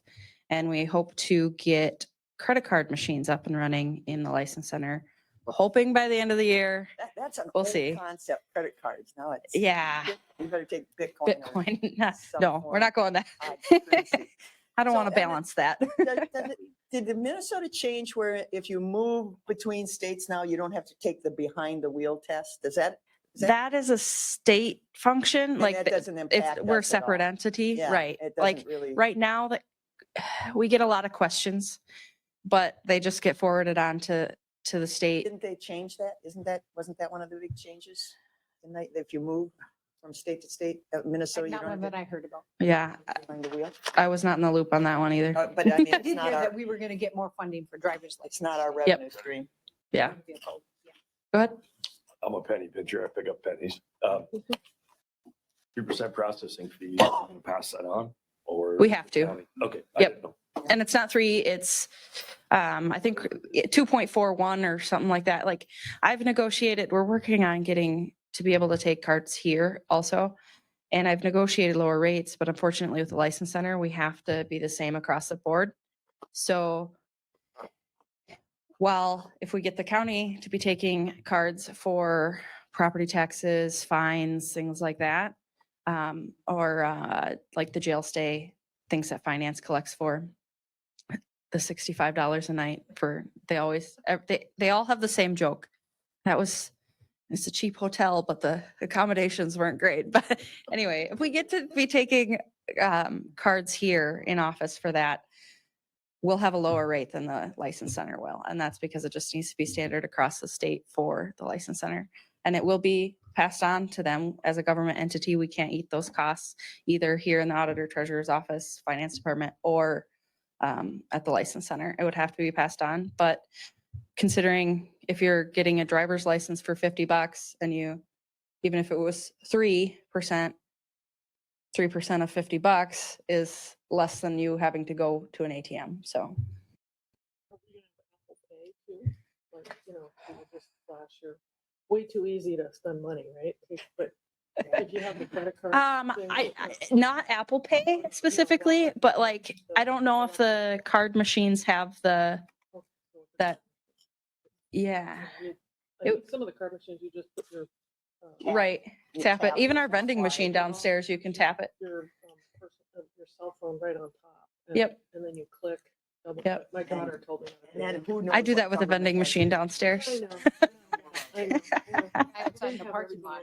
So I don't have the answer to that, whether you can use something like that with it. And it would depend on the device on the card reader itself, not The necessarily. big question Yeah. is, do we still take cash? Absolutely. Okay.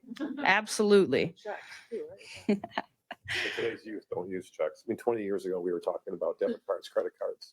We're talking about PayPal now or whatever Yeah, else. they don't use money. They don't use checks. Venmo, Yeah. right? No, They don't use They don't- cash. they don't know how to write checks. They don't use checks. Yeah. No, what's that? Next, as far as property taxes go, you've probably heard of the case, but the Tyler versus Hennepin case went to the Supreme Court and they've deemed Minnesota forfeiture laws unconstitutional. It's not real clear where that's going yet, but I've been softly advised to just hold off on forfeiture sales at this time, or at Have we been- least, Have we been served? Yeah, I thought so. yeah. Every And I county. won't get into that because it's an ongoing thing, but We sent it to MCIT and they won't cover it because they consider it unjust enrichment. But we only have one case, right, during that time period, I think. oh, yeah, we only have one sale. auction, but there were several Okay. parcels sold at that auction, yes. Unlike Hennepin County, we don't have a, Yeah. volume, Yeah, Minutes. Yep, but we still have to respond. right. yes. So on that note, I won't be holding forfeiture auctions Yep. until we get a little more guidance on that.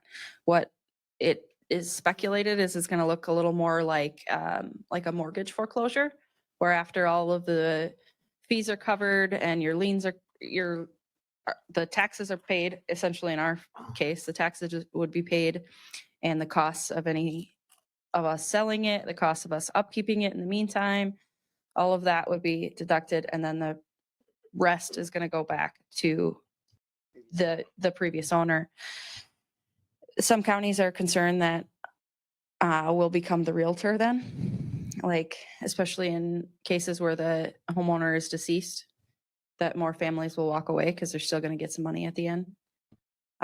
We'll see. I mean, that's might be par for the course, but I think it's going to look more like a mortgage foreclosure than it does now. Currently, if you're unaware of how it is, we have the assessor, well, Steve Hacken is contracted to appraise the properties, and that sets the minimum bid. All taxes and assessments are wiped out at time of forfeiture. So that minimum bid is that appraised amount. And then whatever we get, because it's by bid, is distributed to the city, schools, and county, with the city getting 20 and the school getting 40 and us getting 40% of those proceeds. Now, we can take a little administration off of it currently, but that's where it is currently, and where it's headed, I think, is more toward like a foreclosure. Can I just add to, sorry, Yeah. to interrupt, Rachel. They just consolidated that whole litigation because every county pretty much got served before one judge. Ramsey County head judge Leonardo Castro with Ramsey County. It's kind of like the opioid multi-state, litigation, but it's now a multi-county litigation in front of one judge. So Yep. that helps. Yeah, cleans it up a little. Yeah. All right, on to this giant packet. Like I said, you received this from Karen maybe a couple weeks ago. Since that copy, we had a working group with all the auditor, treasurer, election offices, and the state. And this document is the same document you received from Karen, plus some additional questions that we brought up were answered in it. So it's the same document, but addressing some more questions that were brought up. So we'll start with, I'm on page 7. There's a voter account. So the state is putting aside a little bit of money, 1.25 million. The county share of that this year is 10,984. And that is a drop in the bucket compared to what elections cost, especially with this county one. We have to cover all of the election judges countywide. Usually in a larger election, each municipality is covering the costs of their election judges, and we share costs for ballots and things like that, where with this special county election, we have to cover the cost for all of it. So I'm still getting invoices from the precincts on what they paid their election judges. Didn't we write that into Stuff. the rules that the winning candidate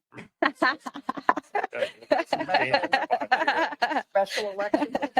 I think I remember voting. That 10,984, that isn't all of the counties either. The cities are entitled to a quarter of that unless we come to an agreement, and I'm working with Karen's office on that. It sounds like a lot of counties are going toward an agreement with their precincts in so that the county holds all of it, because all of these funds have to be reported every year, exactly how we spend them. And I think it would be wisely used toward the annual maintenance costs of our equipment. All of it doesn't quite cover all of our annual maintenance costs. So I have to, if we don't come to an agreement, I do have to figure out by voter percent of registered voters are in each one of these cities and townships and distribute a quarter of that 10,984. So there is money, You but said it's a we drop get in the 10? bucket. We get 10. Winona County's getting about 10. Out of 1.25 million, we got 10,984. And that conveniently says another 1.25 million will be distributed by July 2024 and each year thereafter until it is no longer funded by the legislature. So Yeah. they've already given themselves an out. Yep. Well, and Mako, they pushed for 40 million and we got 1.25. Yeah. Right. Yeah. 2.5 cents per person. Slight change for mail That ballots. cost us what? Slight change for page 8 at the bottom. Like there was slight changes to some of the grant language, but for mail balloting, ballots can start being opened 19 days prior instead of 7 days prior. We don't have the need for that here. I'll continue to open them a couple days prior, depending on the volume, but and our ballot board comes in and we do that. The ballot board verifies counts for the bajillionth time and feeds them into the machine and verify count along the way. But I don't see a need to open them 3 weeks ahead of time. So on page 9 for electronic voting systems, one important, at least in my community, is once a community or municipality has adopted the use of electronic voting system, they must continue to use an electronic voting system. So there have been individuals who are concerned about the tabulators and want to go back to hand counting. They wrote into statute that you can't do that. If you're using electronic voting systems, you're going to continue to use them. So that's what that addressed. Which was that in the middle of the So- paper? Does that- Page 9, electronic voting systems. 62 Article 4? Yeah. Okay. Yep. Okay. Yep. Last paragraph. Oh, okay, separate ones. Any electronic, so even just the poll, just for signing in, if they use an iPad, they have to continue using some electronic. The actual wording, it's talking about the tabulators, Yeah. not necessarily the poll pads, the Okay. rosters. So, Okay. all right. They actually criminalized intimidation and interference at this point. It's been a no-no for how long, but they criminalized it at this point. Presidential primary nomination. Previously, the lists of, so for a presidential primary nomination, that election, you have to choose which ballot you want. Previously, that list of who chose the Republican, who chose Democratic, who chose, we're down to one Green Party, would be submitted. That's addressed somewhere in here on what happens to them. Yeah. Because we brought it up too. If they don't get 8%, then they'll fade away. That's the bottom line of the marijuana party. So they'll probably fade away. But instead of all of the parties getting all of the lists, so you know who asked for what, Democratic Party head is only going to get the list of those who asked for a Democratic Party ballot. But so slight change there. Oh, it's on that same page, the 8%. Yeah, part- Yep. The districts didn't really affect us. Voting study, we'll see how that turns out. So now I'm on page 12. pre-election. This is already in effect. It's the restore the vote for felons. So previously you had to declare that you are finished with your felony sentence. Now, as long as they're not incarcerated, they're eligible to vote. So there was a lot of work we had to do in SVRS, but that is complete. And all of the applications are updated as well to no longer have that wording on there. So how long does the board want to reserve for the discussion about the public safety building? Oh, Quarter till? Can you finish in 5 minutes? Yeah, I can play. okay. Thank you. All And I right. apologize and thank you. Yeah, no, that's okay. You have the document, so you can read at your leisure if you want. All right, I'm on page 14, automatic voter registration. This is not live yet. Department of Vehicle Services has to have something in play, or has to be prepared for it by December 1st, and then the state will test it and go live in Q1 or Q2 of 24. What that means is if you're getting or renewing your driver's license, you're automatically going to be registered to vote. Currently, there's a checkbox where you can say, yes, I want to register to vote. No, you're automatically opted in. The state will send out a letter saying, on their own dime, we clarified that, saying that you've been registered to vote. If you want to opt out, they have 20 days to opt out. Otherwise, they're registered to vote. So that will increase our voter counts. I can't speculate how much it would, but it will increase our voter registration counts. I think there will be some confusion along with that as well. That's not a big deal. Candidate filings, I'm on page 16. Candidates will now have to provide an email address. They didn't have to before. It has to be non-government, so you can't use your work email for this. And another big change there is that candidates can now request their address be classified as private. Before, that was reserved for judges, sheriff, and attorney. But now any candidate can, and then they would have to tell me their address. There's a separate form for that, so I can verify that they are eligible for that race. But anybody running for office can choose to do that now without a police report or any backup. They made changes to the publication where I won't be printing a giant run-on ballot anymore. That was very confusing to people anyway, because every race possible was on that ballot and you can't vote for every race possible. So instead, we'll be posting where to find your sample ballot, and I'll have to post them on our website as well. So it'll be a little less confusing and a little less to print. So that's good. OSS will prepare voting instructions in the 3 most commonly spoke non-English languages. And we may have to post them in more depending on our census. But the OSS will help us with that. Candidate names, even for partisan races, will be rotated as they are for nonpartisan races now. Absentee early voting, page 21. This is a big one. It's not fully in effect at this time. There's a lot of confusion between what's early voting, what's direct balloting. Are they synonymous? Not really.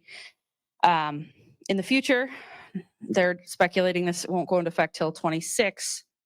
There will be an 18-day early voting period. Right now, early voting, you come in, you fill out an application, you get your ballot, you seal it in envelopes, you give it back. Or if it's in the direct balloting period, you still have to fill out the application, but you could put it directly in the machine. Now, if we do that direct balloting, it has to be 18 days starting now already. So I'm undecided on whether we'll do that. It'll depend on how quickly our vendor can get us back the media so we can test it. But on that following page, breaks out on 22, there's a breakout of all the additional hours that we'll have to be open for. And it's a lot of them. Do we have any when's our next election? What's the next The March primary? March 5th is the presidential primary, and then August and November. Yep. Yep. And most of the hours are limited to just that general in November. But they did add an additional hour on the Saturday prior for all elections, and that is already in effect. Mail ballots, they cleared that up. It was confusing, like some had to have their ballot in by 3, agent delivery could only be till 3. Now, no matter what style of absentee ballot you have, it can be delivered here until 8 PM on election night. So that was a welcomed change because it was very confusing on who could bring back their ballot by when, so. If anyone in the public wanted a copy of this, is it possible for them to get it? I would have to check with the state, but I don't see why there would be an issue with it. The state did not put this on their website. They put it in our Teams chat, so I would have to verify. If you So- could, then commissioners could share it with. Yeah, I will, I thank you for coming. I apologize for cutting you short. that's okay. I think Oh, it we doesn't- got through most of doesn't it. say restricted or private on it, so it's public. Thank you, Chelsea. All right. Thank you. Yeah, thank you. Sorry. I won't. Okay, our next item of business is item 3.2, discuss potential new public safety facility. Administrator Holte, you want to kick us off? Too many notes here. Yeah, me too. I Yeah, got a lot of pages here. All right. So hopefully everyone had an opportunity to read the data contained in the agenda packet. The intent is to provide available information to the board about potential repurpose cost of the old law enforcement center. Mr. Lefebvre is here, our building superintendent. He can answer any questions that you have on the particular estimates that we've obtained and why we may need to replace or address any of the items that are contained in the memo. As of today, the space needs survey that we conducted with all of the departments is almost complete. We will be compiling and going over that with the workspace committee group, and that contains individuals from various departments, as well as Mr. Kramer, Mr. Lefebvre, finance, et cetera. So we have a wide scope of folks on that group.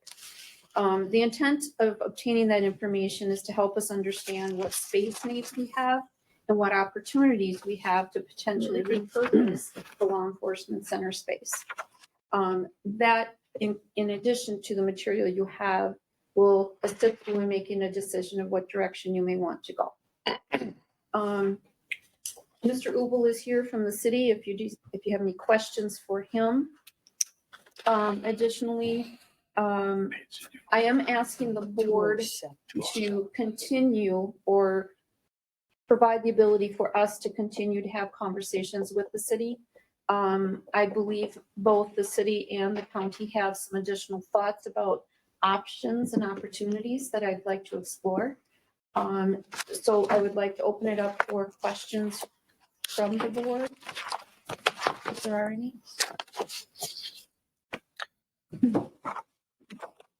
Is there a specific question you have for us that you need feedback on or direction on, or are you just asking for like our general thoughts on? Well, I would like your thoughts.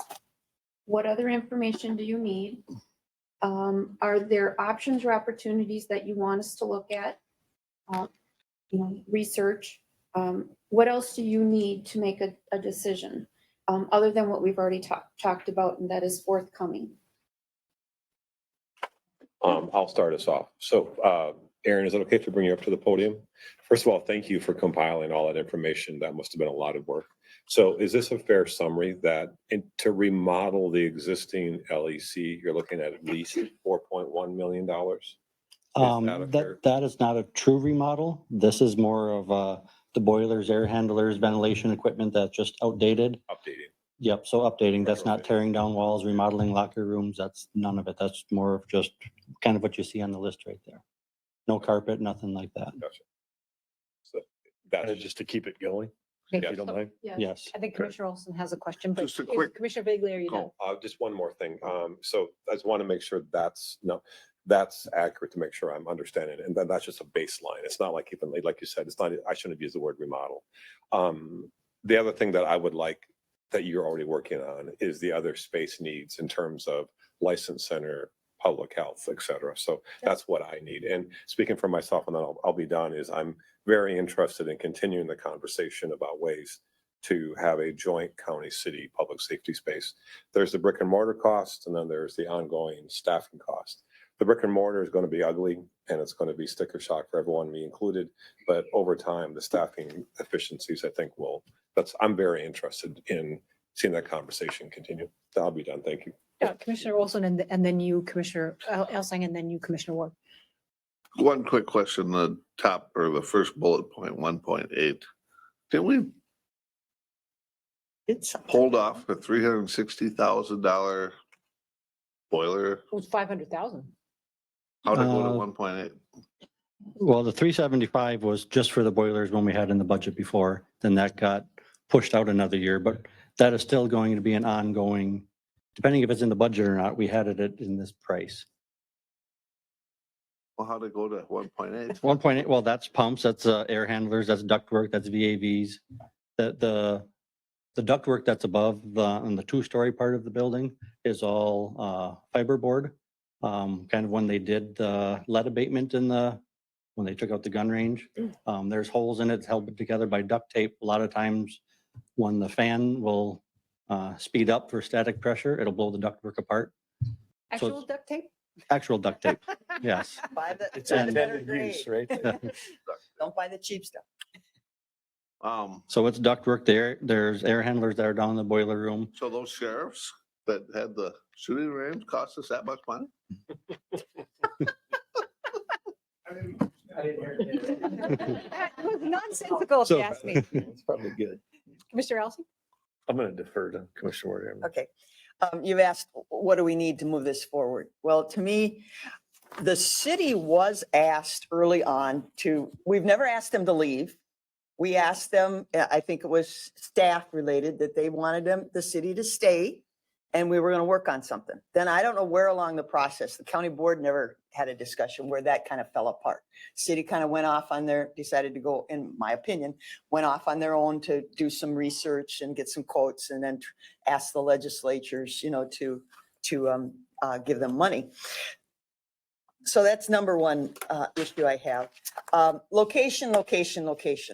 Why would we remove key employee personnel that would be in charge if something happened within the new jail to a separate location? To me, it just makes no sense. You would have people having to traverse a block and a half, 2 blocks, whatever, to react to a situation that may happen in a multi-million-dollar jail. So location for us to move our sheriff's people a couple blocks away does not make sense to me. And in my gut, I have to say, I've been watching the jail numbers for the last couple of years, and I think maybe I'm wrong, but a lot of times I look, we have about 20 prisoners. I think we're going to have to look at repurposing some of that brand new jail space into whatever. I think we've overbuilt it. I don't think we're going to have 50 to 80 prisoners anytime in the near future. So I think we've built something that we may have space in there to use for something else.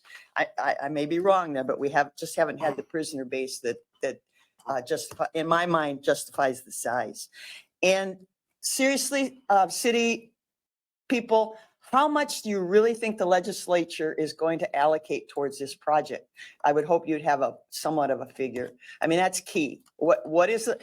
And again, in my opinion, legislators have traditionally given cities more money for, quote, public safety buildings than they ever have county jails. It's just that's the history of the legislature. So if the city manager's sitting back there, if you got a card in your deck that you can pull and say you're going to get, a lot more money than you've already gotten, that affects the decision. But I haven't seen what that figure would be.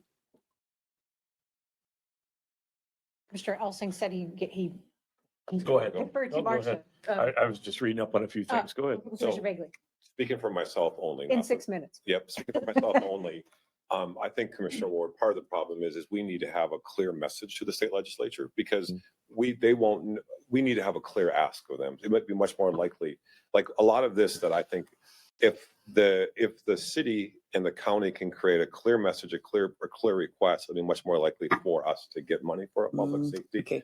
So we need to, I think, this is why I think we need to move faster sooner rather than later, is have a clear message in terms of what we're asking for from St. Paul.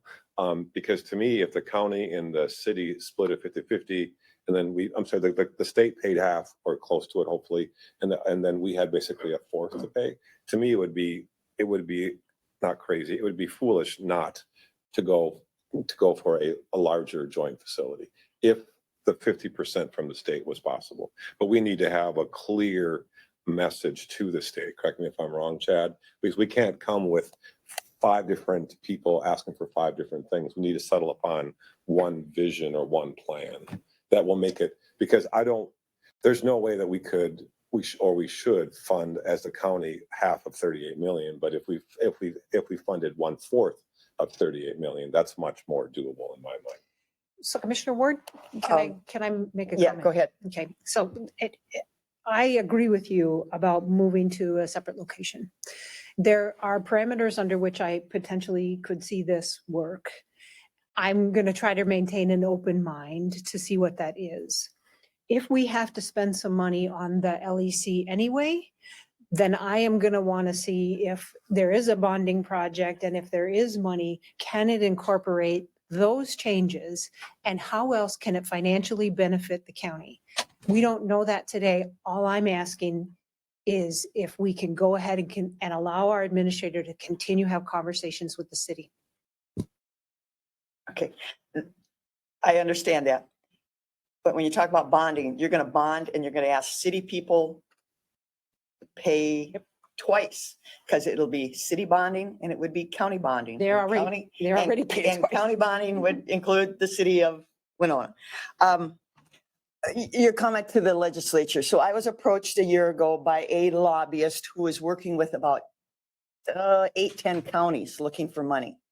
And he was trying to get Winona County to sign on and pay him money to get us money.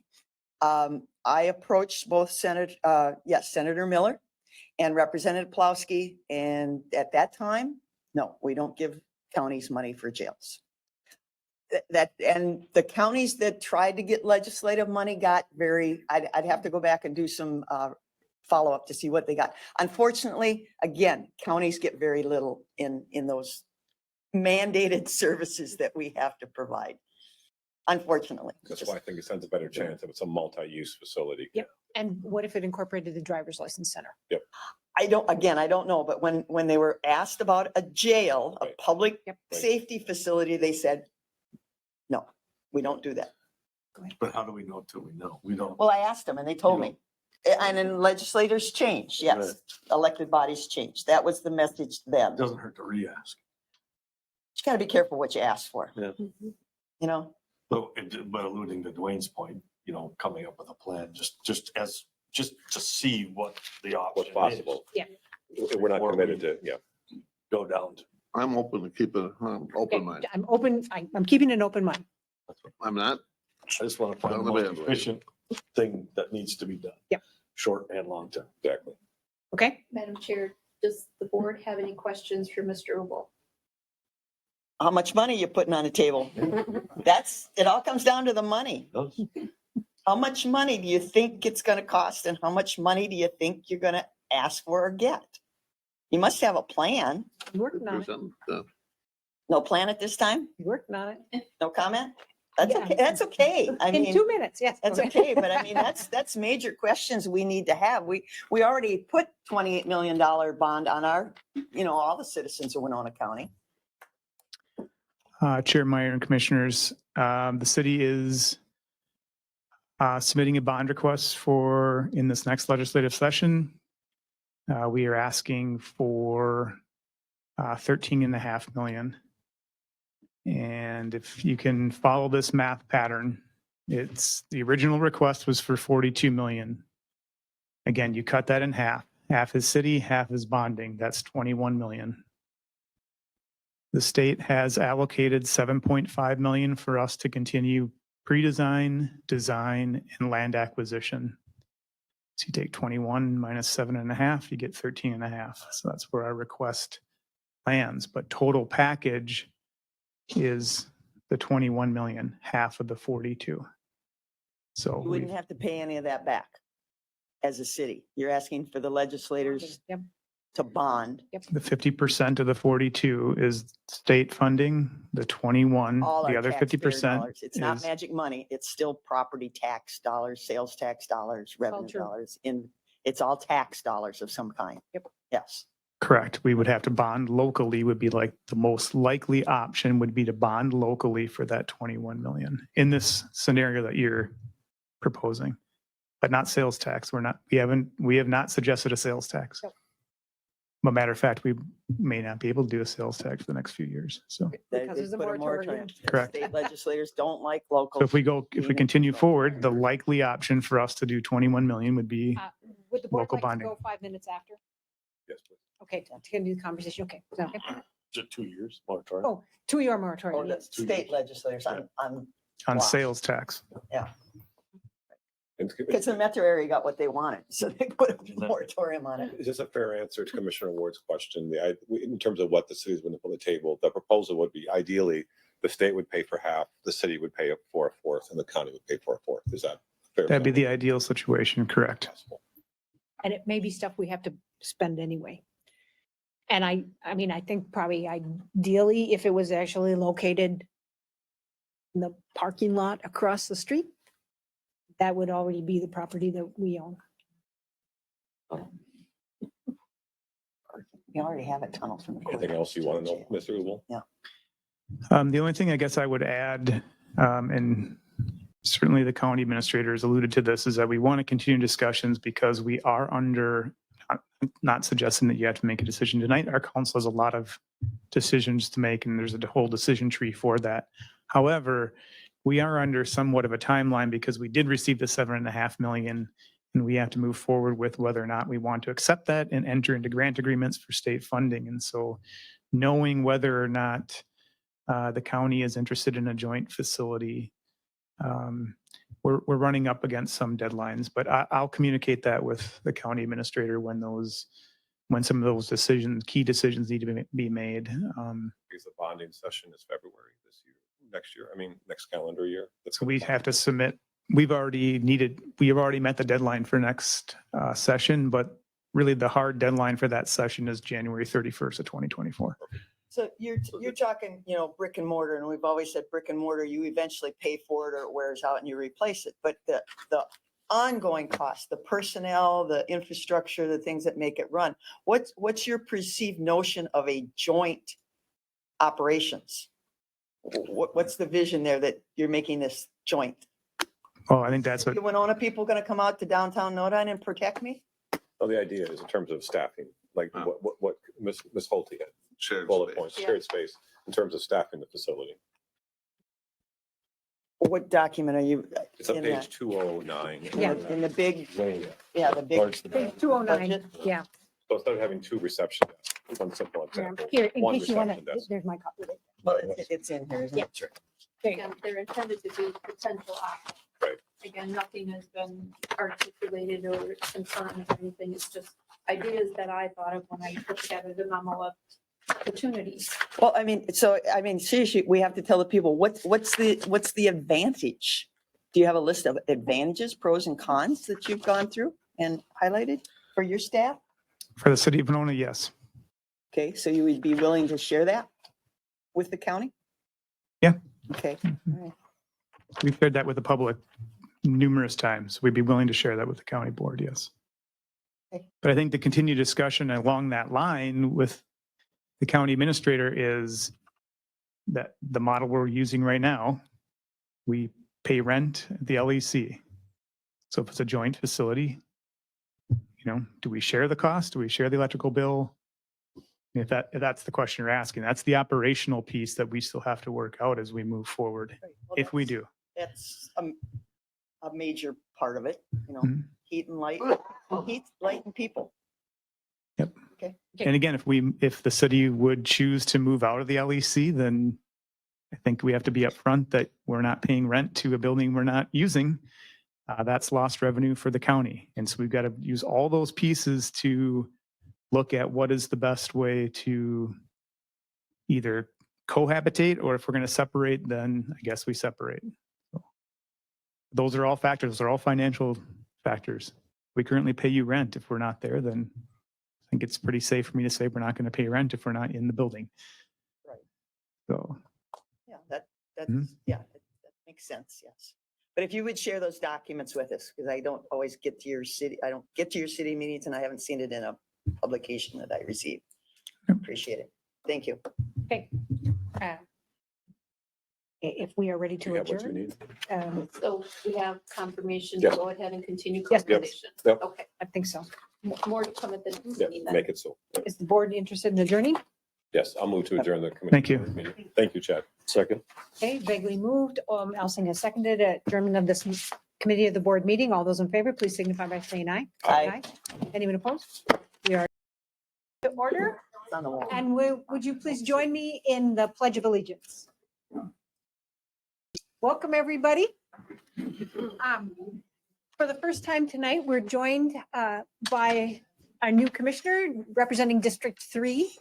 And we are going to have a ceremonial swearing in. Bob Bamanek? All right, good evening, commissioners and guests. We're really pleased to have all of you here. Josh Elstein, congratulations on your election as county commissioner. Prior to transacting any official business, and you had quite an introduction this afternoon. Before any official business is transacted, the Constitution of the state of Minnesota requires that you take the oath of office. So this evening, it's my honor as the Winona County Recorder and also as a Minnesota Notary Public to administer the oath. The oath is the framework of all the business that you'll be doing. So at this time, you'll raise your right hand, then repeat after me. Your name, I,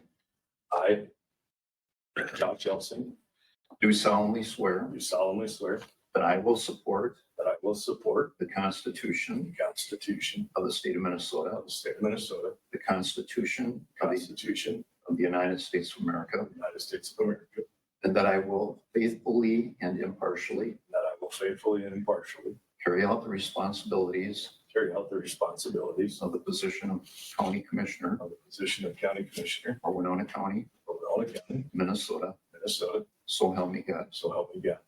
Congratulations, you are now officially.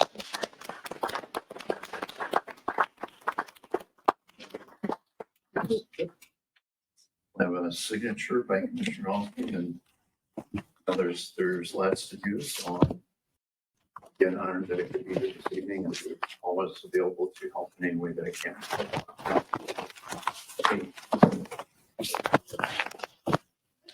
Oh, we're jumping to the deep end.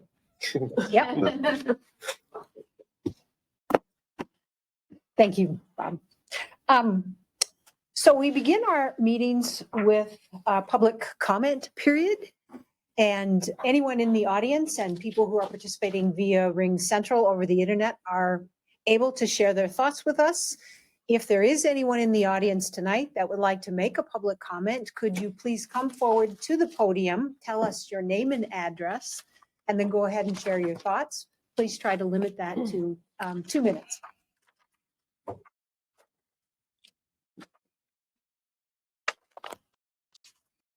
Good evening, Jeff Supplemental, 4305 Woods Way, Minnetonka, Minnesota, 55345. Comment on the Nonheim house build on the bluff. Well, some of you know, we submitted a request for that in 2021, and we were unsuccessful due to me not having the data to prove that it wasn't a viewshed issue. Being that we could not submit new data to an existing cup, we chose to wait a year or so and then refile with the data we feel will prove that it's not a viewshed issue. And as you see in your packets now, both the Planning Commission and we agree that it is no longer an issue as far as viewship. Minimal impact in the statement from the County Commission. The second issue that we are facing now is a issue with erosion in the build site, which is a meadow, a never been farmed meadow. This, I think, came about because last May, there was a rainfall about 6 inches and much damage in Hobart Township with mudslides. So I've checked the meadow, Planning Commission's checked the meadow. There is no evidence of any bare ground, no water that's been cut through there. So really, there is no erosion issues with the build site. I think the reason being, on each side of the meadow, 200 yards apart, there are 2 swales. The swales is 20 yards wide, 30 yards deep, untilled farmland. I think that's where all the water, the excess water seems to be. So it's not going into the meadow. So if we're allowed to build in the meadow, we don't see an issue with the erosion. The last issue I just wanted to mention real quick is building within the 300-foot limit. And the reason for that is for land use. Can you wrap it up in a minute? Land use. So we want to save over 100 yards of farmland, good farmland. Thank you. Thank you. Thank you very much. Is there anyone else in the audience that would like to share their thoughts?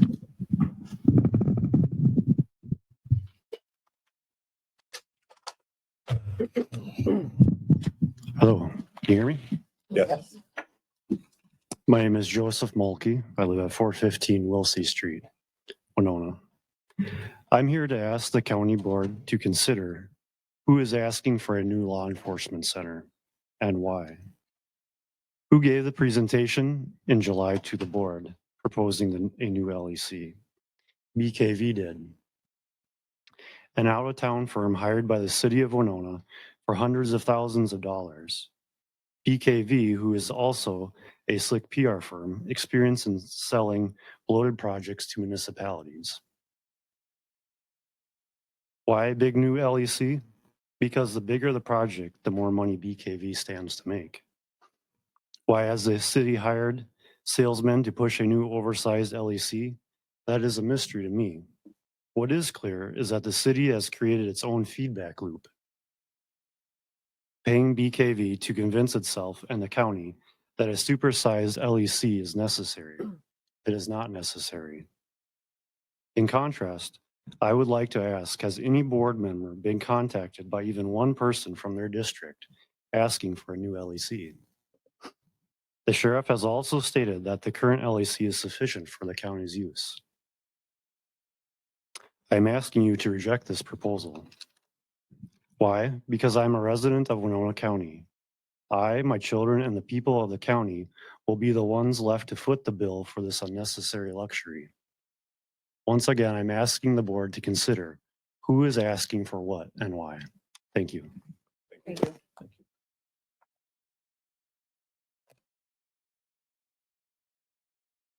Is there anyone else in the audience that would like to share some thoughts with us?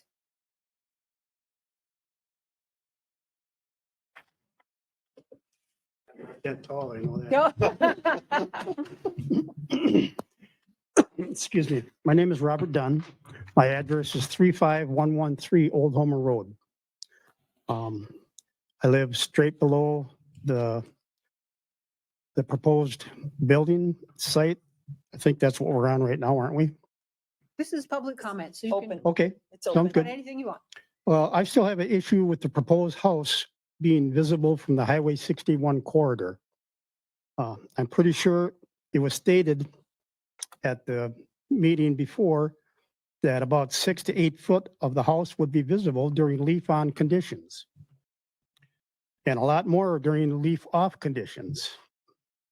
However, the analysis presented by the petitioner stated that the building would not be visible from Highway 61 below, and it would only be visible from the middle of the Mississippi River about 140 feet from the Wisconsin state line. It was never stated how much of the building we would see from Highway 61 if the building was to be built at the 300-foot distance, which is the limit for the ordinance of the Mississippi River Bluffview. You guys know the rules. So actually what I'd like to do is I wondered if it'd be possible to obtain, if that building was set back to 300 feet without a variance or anything else, what would be the elevation that we'd see from Highway 61? At that meeting before, everybody said the farther back you go, the worse it gets. But there's nothing that I know of that was, where is it going to be if it was at the 300 foot, where you wouldn't need a variance for it? And is it possible to obtain this? Another issue I have for the vacation home proposed to be built is that there are 4 prominent rock chimney structures to the east of that proposed site, very close to it. Is this planned to be, Mr. Dunn, yes, can you wrap it up in a sentence? okay, is this planned to be an Airbnb that is rented out to others that are not family? What is the applicable regulations and ordinance that may apply there? I'm pretty sure it's not a good idea to be climbing on those chimney rock formations and also dangerous. I've been told by others that the petition and signatures of residents in the affected area presented to you guys in a packet before, it's not pertinent enough to discuss. And Thank you, Mr. Dunn. yeah, sounds good. Thank you.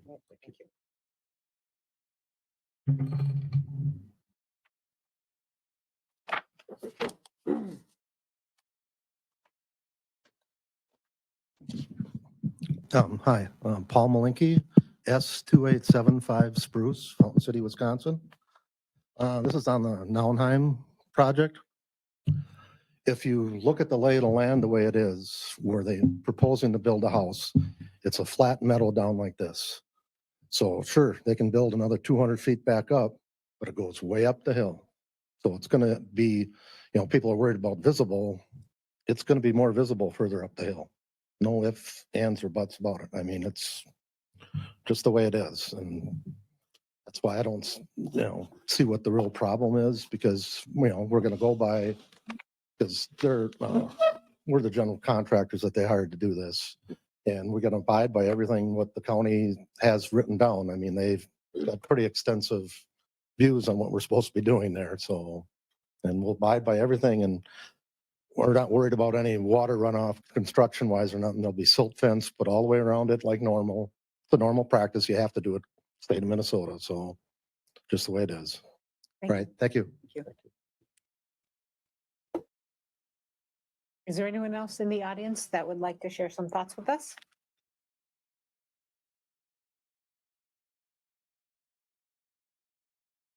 Hello, my name is Keith Allen. I'm from Kenyon, Minnesota, and I'm here on behalf of Congressman Brad Finstead in the 1st Congressional District.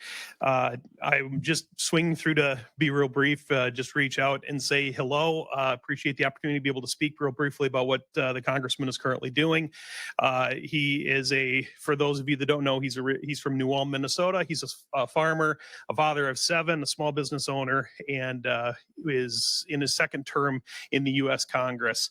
Currently, he is serving on 2 committees. He serves on the House Armed Services Committee, and then he also serves on the Ag Committee, and he's also the chair of the subcommittee on Nutrition, Horticulture, and Foreign Ag, which deals a lot with the Farm Bill in terms of where dollars end up going for SNAP, TFAP, some of those programs that we see there's a major need for in the community, along with a lot of the conservation programs and insurance programs that we see in agriculture. I am just working for him as his outreach representative here for Winona County. I'm originally from Eyota, Minnesota, and just have had a long history in this community. So anyway, I'll stick around till after the meeting. If you as commissioners have any questions of me, I have business cards with me, and I'll be more than happy to answer any questions I can. So again, it's nice seeing you, Commissioner Ward, and I look forward to hearing your meeting. So thank you. Thank you. Thank you. Mr. Allen, we also, we have legislative forums at different times during the year, so maybe you would give your contact information to our county administrator. Definitely. You would have more time to talk at Yeah, and we want the number that somebody answers. Well, and I have has my cell phone number, so I do answer that. So Thank you. no problem. Thank you. Too many times you get a number that nobody answers. Is there anyone else in the audience that would like to share some thoughts with us? And if you are participating in the meeting via Ring Central, you are also allowed to share in the public comment period. We want you to unmute yourself and say something to catch our attention.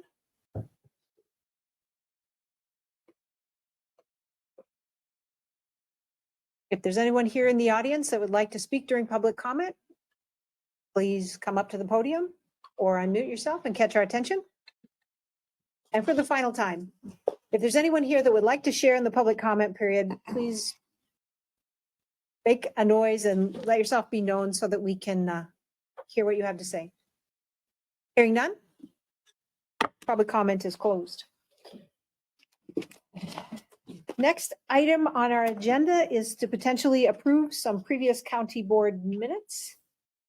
I'll move to approve the August 8th county board minutes. Second. Okay, Commissioner Ward, Vigley has moved and Commissioner Ward has seconded approval of the county board minutes from August 8th of 2023. Is there any further discussion? Hearing none, all those in favor, please signify by saying aye. Aye. If anyone's opposed, say nay. The minutes are approved.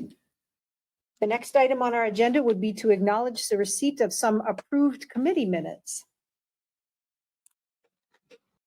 I'll move to approve the committee minutes from Parks and Environment and the EDA.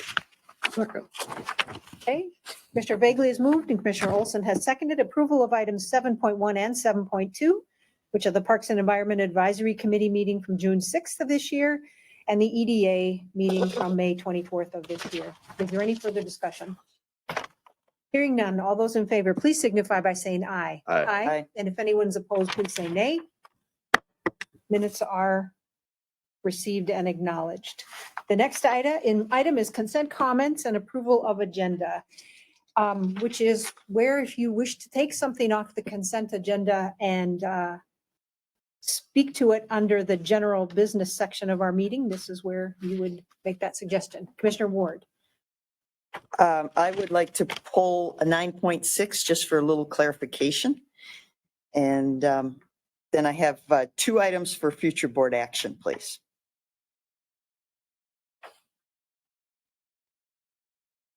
Okay, so item 9.6, I'm going to make it 10.2. Commissioner Olson. Pull 9.1, please. Okay. 9.1 is pulled. It's going to be 10.3. Commissioner Vagley. 2 quick comments at the end, please. Commissioner Elsing. I gotta double check something here real quick. Will you pull 9.8, please? I just had one quick question. 9.8 is going to become 10.4. And you have anything announcements at the end? We don't have a 9.8, do we? Or was it, oh, was that the amended? This is. Yes. Okay, I Amended it. okay, I Which was printed, this. I printed the original. Okay, thank you. Okay, I'm and sorry. Yeah. that's it. And I have just a couple of committee reports. Okay. In order to move forward, we would need Move to to, approve the amended agenda. I'll second. okay, Commissioner Ward has moved, Commissioner Elson has seconded the the agenda as it was modified. Mr. Meyer, I'm sorry, one small thing. Yes. Housekeeping. I don't know if the county attorney or our administrator had anything to change. or Oh, request. thank you so much. Sorry. Administrator Holte, County Attorney Sonneman, do you have anything to change or add? Madam Chair. Nothing tonight. Okay. I was about to say, Your Honor. Sorry. Your Honor, yeah. Hey, you, yeah, just say you. It wasn't a mistake. Madam Chair. Thank you. Okay, so Commissioner Ward has moved, Elsing has seconded approval of the consent business as it was modified. Any further discussion? Hearing none. All those in favor, please signify by saying aye. Aye. Does anyone opposed, say nay. The agenda is modified and approved. Administrator Holte, can you read for us the consent business for the record? Absolutely. 9.1 was pulled. 9.2, approved donations received August 22nd, 2023. 9.3, approved resolution appointing Melanie Frazier as Community Health Services Administrator. 9.4, accept certificate of performance and authorize final payment for CSA 20 drainage improvements. 9.5, accept certificate of performance and authorize final payment for 2023 highway shouldering. 9.6 was pulled. 9.7, confirm payment of disbursement. 9.8 was pulled. To move forward, would anyone like to make a motion to approve the consent business? So move. I'll second that. Okay, Commissioner Elsing has moved. Commissioner Vagley has seconded approval of the consent business as it was read. Is there any further discussion? Hearing none. All those in favor, please signify by saying aye. Aye. And if anyone's opposed, please say nay. The consent business has passed. We move on to item 10.1 from general business. The board members serve on a variety of committees and boards themselves. We have been filling in because we were down a commissioner, but now that Commissioner Elsing is here, we are going to review the list, which I know I have a copy of. 257. Thank you. Can I write on yours? Sure. Can I just have it? Sure. All right, thank you. Agenda packet says 266 on mine. I don't know. Does it? Yeah, 266. On the amended. I must have printed off there. earlier. Yeah. Oh, I'll put it on it. Sure. Okay, so the first one is the AMC delegates. I believe that Commissioner Jacob was on the environmental committee. Yes, he was. What is your interest? Commissioner Elsing? And to be fair, Sure, it's, you- AMC has like, I think it's 5. It's got public safety, Yep. health and human services, general government, environment. Seems like there's, another one. I'd gladly do the environmental. okay. And those can be rotated also. Okay. I don't know if we want to, the CJCC, I'm the primary, Commissioner Vagley is it's been that, yes, go ahead. We could proceed line by line. Another idea is to look at what the other second rural commissioner usually fills. I'm okay with that. Would that make sense? Maybe, or just ask you, Commissioner? Yeah, and I've made some notes here Like too. what if you would it's like. Okay, just Is that perhaps I'll okay? throw a few things out there. We can clear a few up. We probably needed the old appointments where Commissioner Jacob's name. I think was Well, in there. I found most. Some of those I do know what they Okay. were and they interest So- me, but the few that I guess interested were Whitewater Joint, Soil Water Okay, Conservation. extension is the 2 rural That's commissioners. all. That's one that I had circled, if Right. you're interested. Yep. Commissioner Ward is the main, and I'm the alternate, but that would it would make sense to have Commissioner Mhm. Elsing be the alternate, if you're okay with that. Well, and I Yep. think actually that we're both main on that. I think that's maybe by Oh, perfect. statute. Yep, even better. But yeah, Even better. okay, either way. And so I think Commissioner Jacob was the primary on the Land Records Committee. Yes.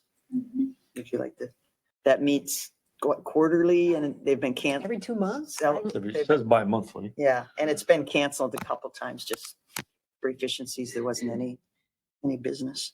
Sure. All right. That's replacing Commissioner Ward then? Yeah. Yeah. I think so.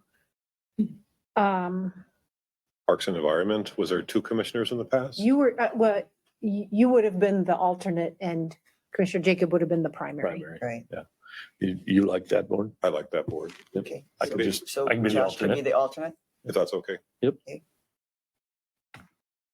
I'll let Commissioner Ward talk about Yeah. the planning Planning commission. Commission. It has to be, It has to be a rural. it has to be commissioner. both of you, frankly. Yeah. Yep. One is, well, the alternate and we only get 1 vote. But do you want to be the main or do you want to be the alternate? I'll be the alternate. Okay, and we'll change that maybe in January. Yeah, we can flip flop if need be. Yeah. I might come to a few just to. And you can always Zoom in, which is very efficient use of time. Road and Bridge then? So do we have an alternate for the regional emergency communication one? Well, we don't. We probably I should. thought I was the alternate. I thought you were too, but that's the one that's multi-county and I'd be happy to be the alternate, Okay. because I thought I was anyway, but all right. Road and bridge. yeah, that's the two rural. So So replace Meyer with. right, Commissioner. and actually, it's not a. I think we both got to vote on that. I don't think it's an alternate. I think it's both. Both, I think that both of us. we I- revised it's the, a Two-person. Yeah, two-person. It's not an committee, so it shouldn't alternate. be an alternate. because we revised Right. the composition of the committee. Yeah, we just did that recently while we were there. You were there, I think. Yeah, I was there. Soil and water. So Near and dear. you, Commissioner you have to Taken, you know, he change. was the primary and I was the alternate. But now they lose you because you were elected to the soil and water. So they have to have a special election or do they? Yep, they appoint? They can appoint. They can appoint. They can. Okay. Yep. Okay. So you want to be the county one? The county appointment?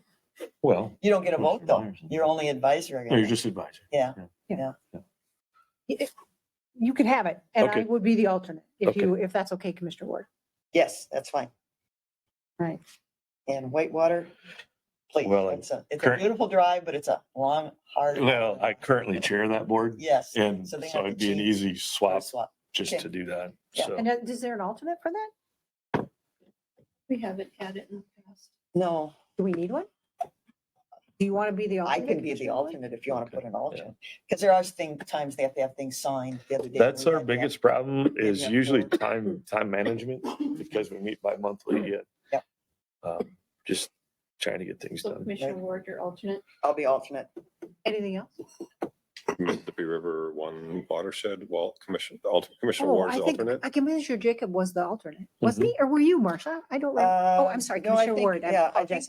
Wasn't Commissioner Kavesi and then I was the alternate, Yeah, even when Commissioner Kavesi was there? yeah. And I Okay. think when At she- this point, I want to stay on So there. just Okay. leave it. Okay, so Yeah. we'll leave that one the way it is. Yeah. Anything else? Yeah, Commissioner let's Ellison, you go want? back up to, I apologize, the Root River One Watershed, One Plan. That's the other part of the county. And I don't know, Commissioner Bagley, do you want to stay as the alternate or should we switch? That meets in Preston like bi-monthly. I'd be on- fine with if on a Monday Commissioner morning Ellison at- wants to be the yeah. alternate. Sure. Up to you. Yeah. Okay, all right. And then I think, So we'll switch that over to, So should we say that these are tentative and have a printed version that we'll approve at the next meeting? that sounds good. And then we look at it in January again, or December. Do we need a motion for that or can we just do that by? Okay. One more, and Commissioner Nelson, I realize we're throwing, I think we're 8, 9 committees at you. 7 or 8. Seven or okay. eight. Yep. Sleep's overrated. Another one is, you don't have to say yes or no, but I'm currently on SEMCAC. And what I'm beginning to learn is it's much more rural focused than it is. And don't they meet in St. Charles? They do meet in St. Charles Sometimes. and they give you Oh. free food. Sometimes St. Charles, sometimes Casson, sometimes Oh. Orangeburg, Oh, they move. sometimes so, but just, you don't need to if you don't want to, just think about it. Because a lot of the services are rural focused. It is. And one of the things I got to look at is just looking at literally putting this in a calendar and saying, Mhm. how The many nice thing weeks? about this one is it's 6:30 meetings Yeah. as opposed to 1 For o'clock. me, or it's 9 o'clock. travel time. Yeah. For work. And So you don't have making to, sure. just Yeah. throwing it out, but The other one that, how often does the joint airport zoning committee meet? very rarely. Yeah, probably. Even They once a met year? a Every couple, couple years they ago? met a couple times because we just redid the We- zoning We ordinance. did the zoning. And I think Commissioner Olson and I are on it because it's mostly inside the city of Winona. Gotcha. Mark Clark serves on there because part of the safety area is in Rolling Stone Township Mhm. and he's on the township board. Just curious. Being a pilot, I can see your interest. See? Mhm. Yeah, we need to expand that airport. Okay. Okay, So we're gonna go through this, review and approve next meeting. Yes. Is there anything that would come up before the next meeting? Well, we'll figure it out later. Yeah. you feel free to go. I mean, I did, when I was The first only on one, of the board, I went to a lot of meetings. I wasn't the representative of just to find out what the heck they did. the only one would, no, we had our Whitewater Joint Powers, so we'd be okay on that. Okay, so the next item would be 10.2, which used to be 9.6, approved license agreement for Midwest Hill Fest on County Road 15, which Commissioner Ward pulled. Yes, is the gentleman that's coordinating this here? Oh, okay. Thank you. All right. Hello. Good evening. It's a longboard skateboard downhill race. It's something Yes. a little different. Oh, and could you tell us your name and address, please, just for the Hi. record? My name is Aiden Haas. I live at 365 West 8th Street or Sanborn Street here in Winona. It's something a little different, and I have a son who skateboards, so I know a little, but he doesn't longboard, and I mentioned this to him, and he said it might be fun to go watch. But I always have constituents that are concerned that, you know, the bikes use our roads, now the skateboards want to use our roads. Have you, and the citizens that live along that road being inconvenienced, because it does say you're going to close the road for like 8 minutes, which isn't an eternity, but my tax-paying citizens have concerns with other modes of transportation using it. Have you been able to get a hold of all the residents along that course? Mostly, yes. I actually went out again today just to reassure with everyone, reaching all the way down from the little bend all the way up to County Highway 122. And I reached out to every one of them, went up and kind of talked to them, basically got the confirmation that they were okay with it. Okay. The biggest thing that I kind of like pointed towards them is like they are allowed to leave. They can come and go whenever they please. That's where we have kind of the stop and go sign where it's almost a closed road, but pretty much not also on the same point. And have you also been in touch with, that area would be from any first responder and ambulance type of thing would be, I'd say Wilson, Pickwick, those two for sure. Have you been in touch with those services? I've reached out to them and just kind of said that, hey, this might be a thing. I was waiting for more to confirmation to talk to all of you this actually today to kind of reach out more about it. I'm going to have one of my friends that actually is an EMT and certified and currently working in La Crosse will actually be at the event off duty just to help out. There is, knock on wood, hopefully nothing, but if there is something to happen on the course. Yeah, have Band-Aids available. Lord. But I still would like you to get a hold of those two volunteer services because they're critical to our public safety. Yes, Say somebody's having a heart attack that's not racing, that's sitting in their house. So please do that. And then I did get a bunch of questions answered from the attorney's office. You feel our liability is covered? I mean, it's kind of a crazy thing. We let bicycles take over our roads sometimes for events and. We do, and Highway Engineer Kramer had asked about the triathlon, same thing. Yep. And so this is similar. I did also, I mean, Paul Ellison, as you can see from my office, Assistant County Attorney Paul Ellison had reviewed this. I responded to your email. Yes. Commissioner Warden copied all the board. And then I also asked Assistant County Attorney Alex Tillman, who's in the, there he is. Yeah, right there. who's there? And I think, Alex, did you, there was another statutory potential immunity thing that we can rely on, right? Or, so Alex may. Yes, all right, commissioners, this would potentially be covered by statutory immunity under at least two of the statutory immunity exceptions. Potentially, the county would have discretionary immunity for any challenge to the design or maintenance of the roadway.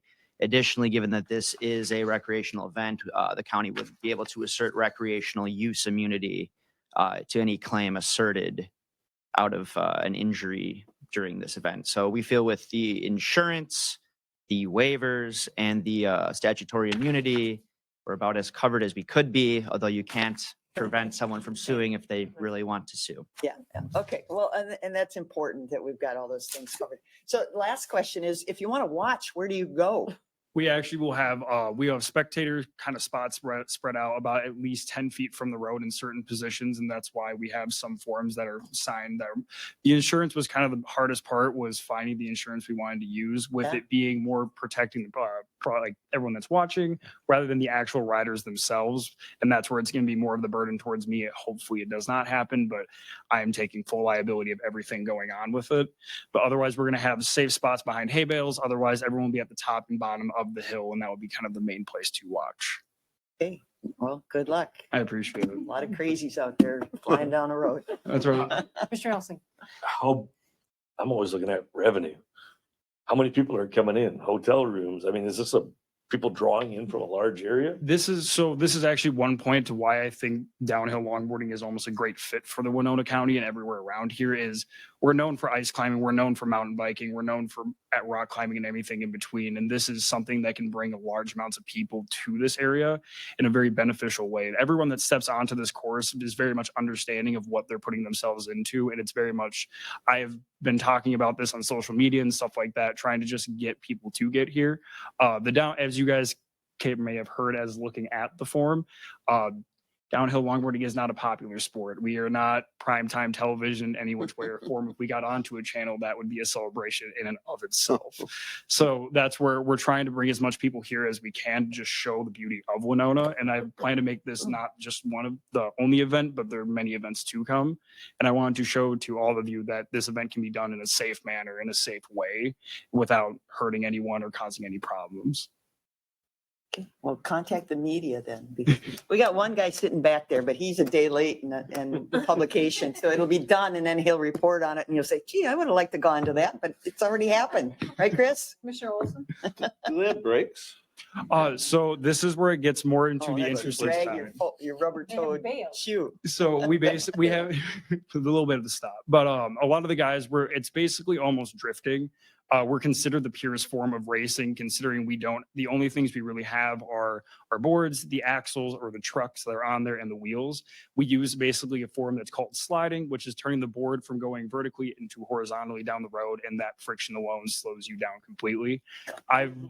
It is a little bit sometimes, but I've done the road a couple of times myself, and I've done it with other hills around here, and it's the hardest thing when I was first showing David Kramer the video of this is, believe it or not, we are in control, and more in control than you might think as well. A lot of these guys develop their entire lives towards the sport, and the people that will be coming to this event are people that do take this sport seriously. Okay, all right. So from I was going to move to approve the license agreement request for the Midwest Pit Fest. Are you printing t-shirts?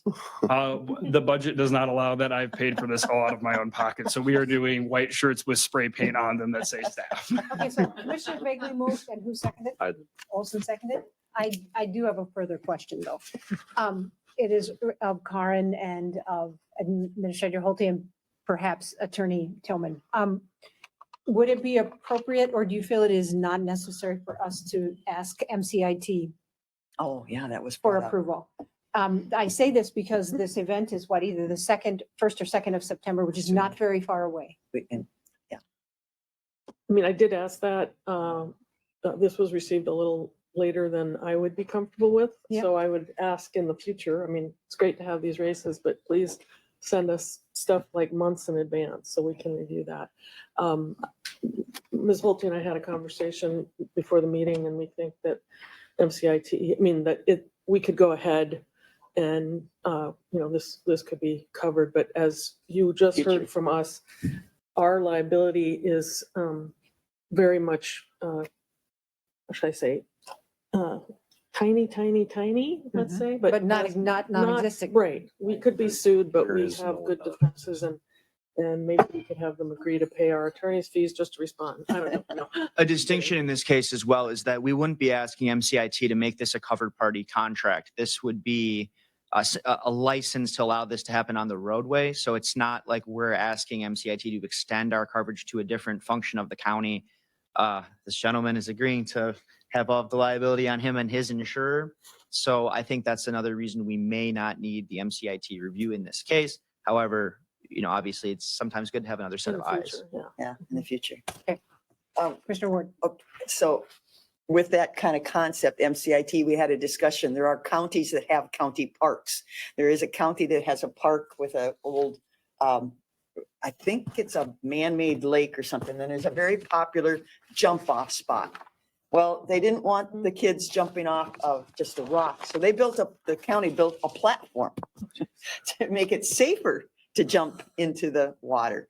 And, we discussed it at MCIT. So there's crazy things that happen around in the insurance world, but it might not be a bad idea in the future. Okay, so Commissioner Vagley's moved, Olson has seconded approval of what is now item 10.3, item 10.2, which is approve the license agreement for Midwest Hill Fest on County Road 15. Any further discussion? Hearing none. All those in favor, please signify by saying aye. Aye. Anyone opposed, say nay. Okay. Good luck. Okay. I appreciate it, Stay everyone. Thank you. wheeled. Next item of business is 10.3, which was previously 9.1, which was to approve the conditional use permit for Roseanne and Keith Nonheim. Commissioner Olson, you pulled it? Yeah, I pulled that. I just, I think we need some more information. Hi, good evening. Lou and myself will just give kind of a quick overview. And I guess if there's any questions with the materials, believe your packets are pretty extensive on this one. The Planning Commission heard this application in July, and they recommended approval with the findings and I believe 9 conditions.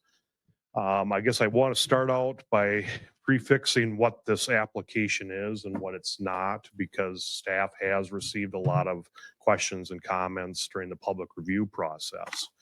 It is a conditional use permit. It's not a variance. If it was a variance, they'd be encroaching on the setback.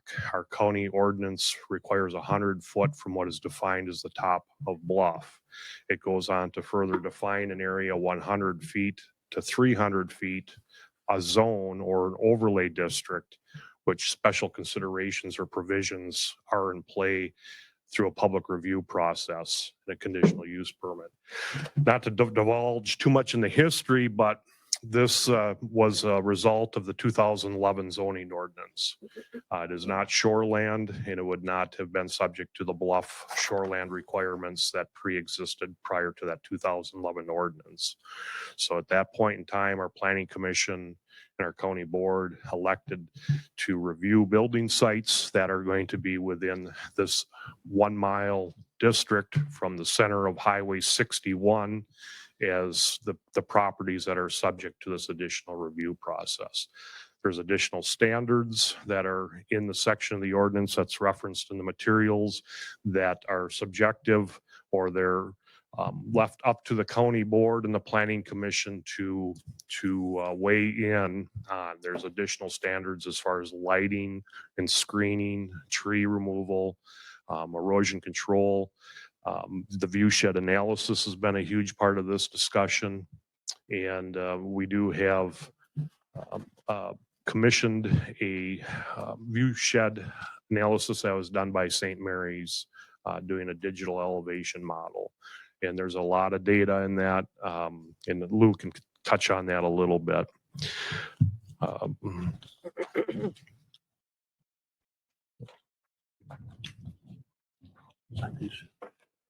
Other than that, we have, I believe the applicants are here. They submitted a view shed analysis that was looking basically from vantage points directly below and almost perpendicular to the building site.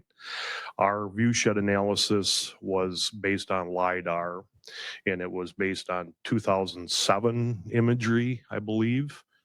And I think the main takeaway that the Planning Commission had heard and staff had reviewed is that from that vantage point, looking at that digital model, leaf on conditions, that building site would mostly be out of view from anybody on 61. However, in the middle of winter with leaf off conditions, there was several vantage points, mainly between the Black Horse and Breezy Acres, that you could potentially see portions of the structure that were above 9 feet on that building site. So it's I guess the main point that we were trying to convey, it's some people were thinking it's all or nothing, but we were trying to convey that it takes into a lot of considerations, time of year, the majority of the view shed that's encompassing and things like that. So maybe if Lou, if you wanted to add anything with that. Actually, Eric did a pretty good job.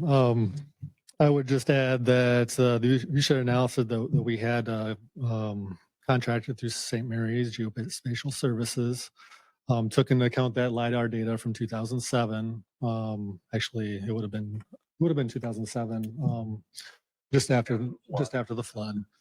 That LiDAR was flown during winter leaf off conditions, and so the view shed analysis does take that into account, vegetation, but it is leaf off conditions that it's taking into account. And the way that the LiDAR works and is that it's essentially it's radar. So it's bouncing signals off of the ground. And so they use a first return and a third return from that. So when it first starts gathering data, it's bouncing off of vegetation, sticks, branches from trees. The final return is actually off of ground. So that's what's actually used for our elevation models and what we use in our office for elevation and DEMs. So they have more data embedded in that, and so they use that first return, and the difference between the first return and the fourth return or third return, whichever it is what's accounting for the vegetation. So that's a little bit of technical gobbledygook, but it does take into account vegetation and the leaf off conditions, but it's all based on resolution. And so how many signals are being thrown down at the surface per meter. And so it's good resolution. It's not the best resolution that's available. But I think it gives us a pretty good idea of what we're dealing with for a view shed. And if you look at the information that's in there, so there's a series of maps, and it'll show you the areas where that it is visible. And primarily we used, well, not primarily, entirely we used Highway 61. So the view shed that was done by the petitioners and what they're referring to, we don't dispute that at all. It's just it's a different view shed analysis, and they're using different inputs. So it's not really apples and oranges. They're looking straight out from the front and out towards the river in Wisconsin. We're looking at along Highway 61 that runs essentially east-west in front of the building site. There's a small area to the west where most of the view shed is visible. In addition, staff has been on site. I don't know if anybody else has been out there. There's pictures as well. It has really good vegetative screening. It's one of the best vegetative screening sites that we've had, come before us for development. That said, we can't say that it won't be seen during winter leaf off conditions in certain directions along Highway 61. And that's identified within the view shed analysis. So I guess if you have any specific questions on that, we'd be happy to try to answer, but. So in this particular picture, there are some colors that designate this is the house. There are colors that designate the places where the site would be visible from, and this is the St. Mary's view shed analysis. Correct. Okay. Yep. And there's another one that shows actually the gray area is the area that's not visible from Highway 61, the points that we took. No, that was There's not- another one that shows an aerial photo. Those The planning documents, commission. yeah, those documents went, yeah. Josh is asking where those documents are. That was with the planning commission packet, not our Sure. board packet. Sure. And that probably went to you guys back when it went to the planning commission. Yeah. So. July 20th was the meeting. Commissioner Ward. The question, we have two different view shed analysis, and we all have our own view shed analysis when we drive up and down the road. It's technically, in my opinion, and I ask, it's not an exact science. There's a lot of variables there that come and go. Well, I mean, vegetation grows and gets bigger over time. Right. And you can plant new vegetation. Yep, and that's one of the conditions you'll probably notice is for evergreen trees along the west side of the property. Yep, additional plantings would be made in this particular instance, right? We have storms and trees come down and things, the landscape changes. Yep. So view shed can be constantly changing. It's a tool, but it's not an exact. Yep. Okay, all right, thank you. Absolutely. Mr. Bagley, then Commissioner Wilson. Go ahead. Couple questions. First of all, comments. Thank you to Lou. Thank you to Eric. Thank you to Commissioner Ward, the Planning Commission, for all the time you guys spent. I watched the 1 hour and 39. It was just pretty much that issue too. You guys did a good job, both from the planning commission side and from the staff side. I have two questions. One deals with the view shed and one deals with the erosion control problems. At one point later in the planning commission meeting, I can't tell, Commissioner Ward, was it Mr. Potter? Someone asked this question. So if the house was required to be moved back to, let's say, 300 feet, then they essentially are outside of the overlay district, and they could theoretically cut down all the trees and the county would have no say. Is that, I think that's what Mr. Potter asked, or something to that effect, et cetera? Right, when you move beyond that protected zone, You're outside. there's a lot of different things you can do without having county permission. Is that a Because they own enough acreage and Yeah, for this specific request, if it was beyond the 300 feet, there wouldn't be the need for a conditional use permit. Zoning permit would no longer require a conditional use permit for the house, but we do have some vegetative requirements. You can't clear cut bluffs.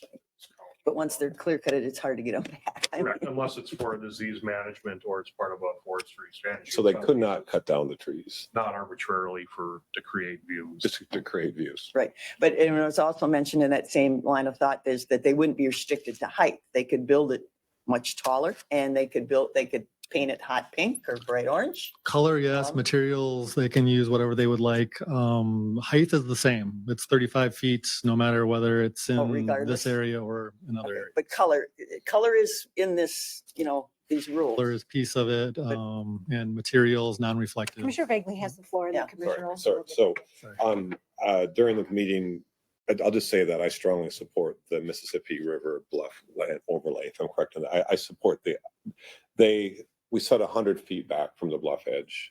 They're at 100 feet, right? So they've met that requirement. And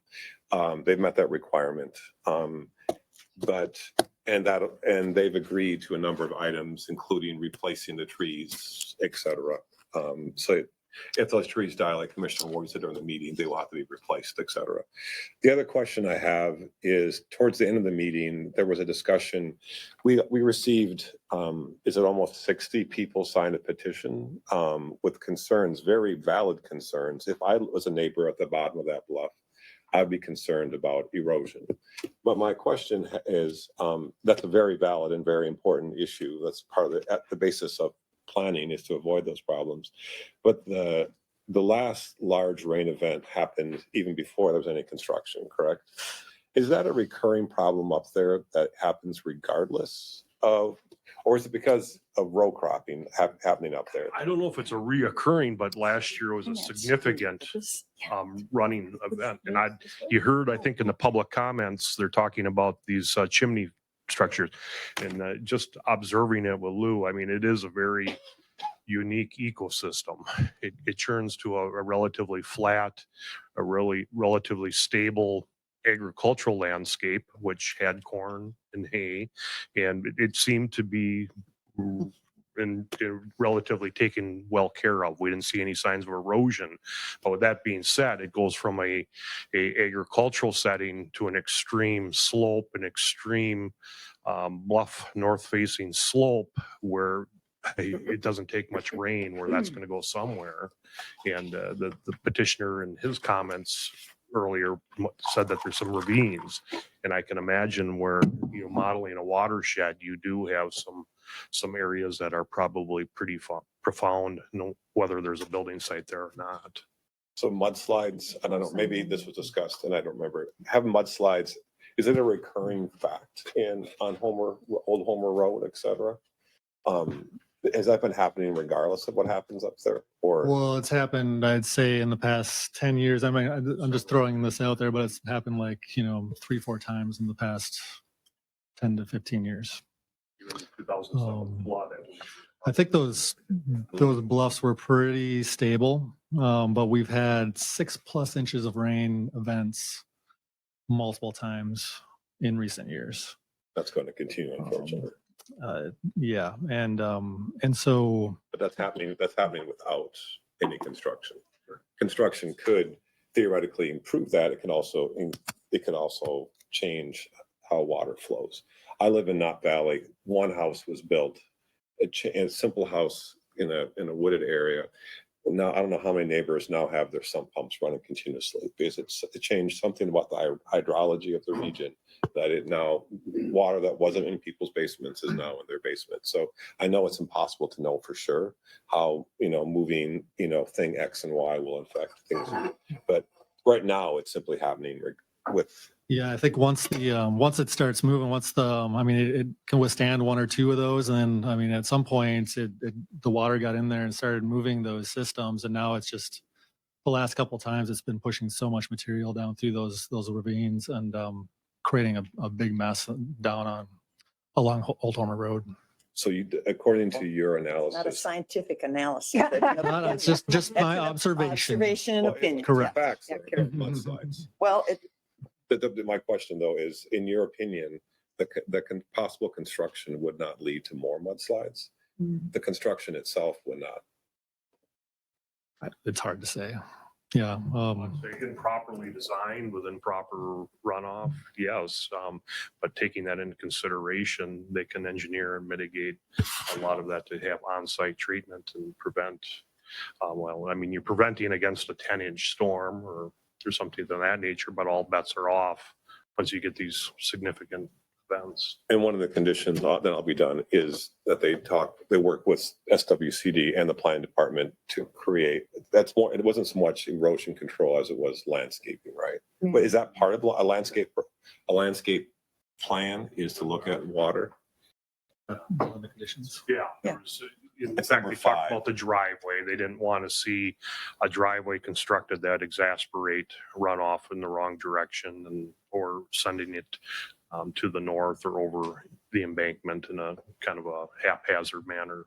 So that fifth condition is a landscape plan developed by a qualified professional which is deemed acceptable to the Winona County Planning and Environmental Services and the Winona County SWCD for implementation with the project shall be approved prior to the issuance of a development certificate. The landscape plan shall include the new building site as well as consideration of the proposed driveway, which was added during the planning commission. So that landscape plan, that would also look at water runoff issues. Stormwater, yeah, I would definitely say that that's the leading consideration. Okay, thank you. I'm done. Mr. Olson, then Mr. Ward, do you have questions? I was just going to allude to something. I'm just gonna do a little visual aid, but if this was a field and it rained on it, that's gonna soak in. But if I have a roof and I dump it on a roof, it's gonna go quite considerably faster. Property. So I'm just thinking that your hydrology leads a little bit of explanation. My other visual aid will be a view shed analysis. So if I put this house here, and I'm down here on Highway 61, and I could just see the tip of it, but if I put it back here, I'm not gonna see it at all. Yep, and if you look at the map, it shows that there is a large area. There's some areas behind the 300 feet that it would be seen actually, and that's because of the rise, but it's kind of depends on the angles of the view and the landform that's in between. But there are areas on the map that show it not being able to be seen by Highway 61. Okay. That's all I had. Mr. Ward? Sorry for the mess. We'll give you a mop and At least he didn't do we'll his, send you the bill. he didn't use his Coke. Yeah, I use water. Okay, so yes, I sat in as a planning commission member, and this was gone over, and I have talked to the applicants numerous times over the last couple of years trying to get their house built. There's 9 conditions that virtually take all this in, and they are more, just talking with them, and it's everything that's implied that they spoke at, they're more than willing to do this correctly. And a lot of the planning commission members who are agriculture people, know fields and soils and everything, they actually feel it can be improved with some retention ponds, possibly taking maybe some of the row crop out and putting in some different buffer strips around the area. So they feel there's improvements that can be made. The bluffs, you're not going to stop the dirt coming down the bluff. And it's not really coming from the top because that's a meadow. Like they said, it's a meadow. There's no exposed dirt running off the bluff. The erosion unfortunately is coming off very fragile bluffs. And how you stop that? You don't. I mean, we're going to have rain. We're going to have intense storms, and that's going to happen, unfortunately, for correcting. But the planning commission members felt that this project could be an improvement on containing water, even off of roofs, Commissioner Olson. As far as the view shed, they are more than willing. Again, it's going to be natural tones. They showed an example of the design, a very aesthetic pleasing design. They're going to go through an archaeological, survey, which is part of it.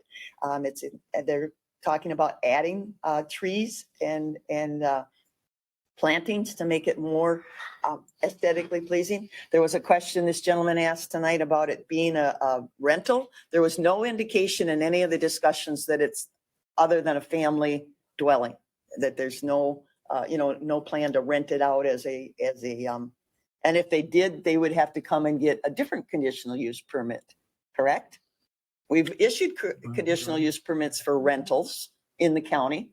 Yeah, not single residential family that. Well, I'm thinking of one in my neighborhood on County Road 1. It was a shed that they live in the house, but they made the shed into. Usually in addition to other dwellings, when you know there's but that commercial would require a enterprises. But conditional use permit, correct? in addition to the house, but I'm going to say for the record, we don't have a good handle on Airbnbs or No. Verba. We don't regulate lodging No. like some counties have But they never entertained that. indicated that they were going, that was part of the plan. I mean, and we always say, we hold them to what they say at the meetings.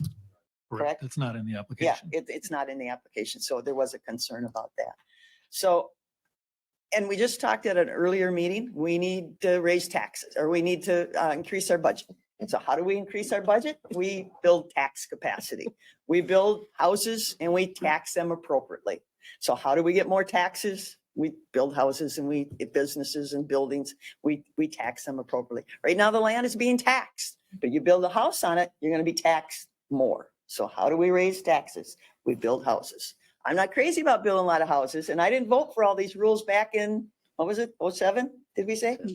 11. I did not vote for all these rules and regulations, but it's something we have to live with. So I'm gonna make a motion to approve the application with the 9 conditions that are listed on page 226 and 227 of our county board pack.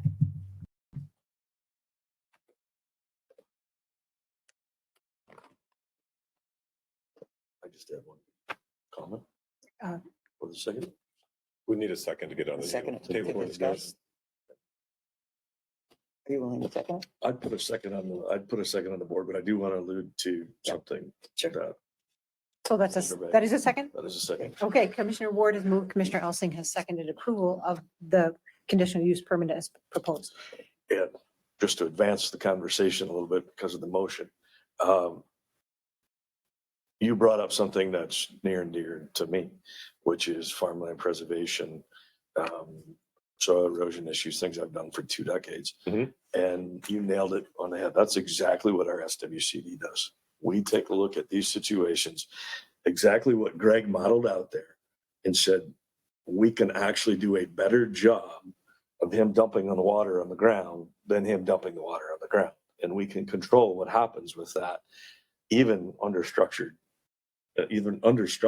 and figure out, this is what engineers who are way smarter than me can say, this is how we can move things around and actually do a better job than just natural landscape in itself, which oftentimes is in collaboration with mudslides and everything else that happens. So having worked and sat on that board for many years, I have a lot of faith in what and seen many hundreds, if not thousands of projects that they have done throughout the state to control and deal with water mitigation issues. So that side of it, I'm very confident in. So it just goes back to what are the other concerns of the people down below? Is it just predominantly erosion, or is that their main concern? Or is it a viewpoint that they probably can't see from their place because it's already been noted that it's going to go back to the Mississippi? I can allude and I can attest to the slope in which Greg put into play, but that's all relative to the pitch. So, I don't know what that pitch is. I don't have any of that stuff. So, but according to what the one gentleman says, is it's gonna actually go uphill and we'll be able to see more of it. I don't know whether that's true or not. But at the end of the day, what I agree with Marcia, it's revenue, it's a tax revenue base, and the water erosion stuff, if the SWCD is gonna take a look at that, I've got a lot of faith in what they do. Mr. Olson. I'm going to speak more of on a moral issue is I think we have an obligation to preserve our bluff views. That's what went into the ordinance. That was part of the comprehensive plan discussion. I'm going to be on this earth probably for the next 17 summers if I go by average. But those bluffs are going to be there for the next 500 summers.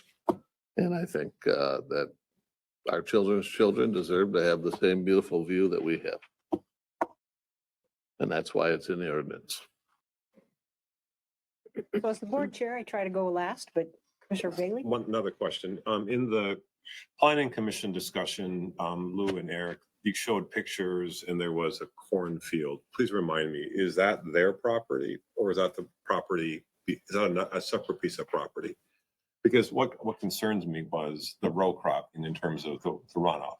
But is that their corn or is that a different That's the property owner's field. They rent it out to a neighboring farmer. Because Marcia, you had mentioned about putting it in CRP or stuff like that. That would help, hay is different than Maybe corn. part of the plan, You yes. said maybe part of it, yeah. Well, they have to apply and. Yep. And some of the other rural commissioners, the planning commission commissioners mentioned retention ponds are good, but an 8-inch will blow out any retention pond. So yes to all those things. At the same time, we can't over-engineer it. But so that they would have control over corn on top of the block. Because I'm also passionate about keeping farmland.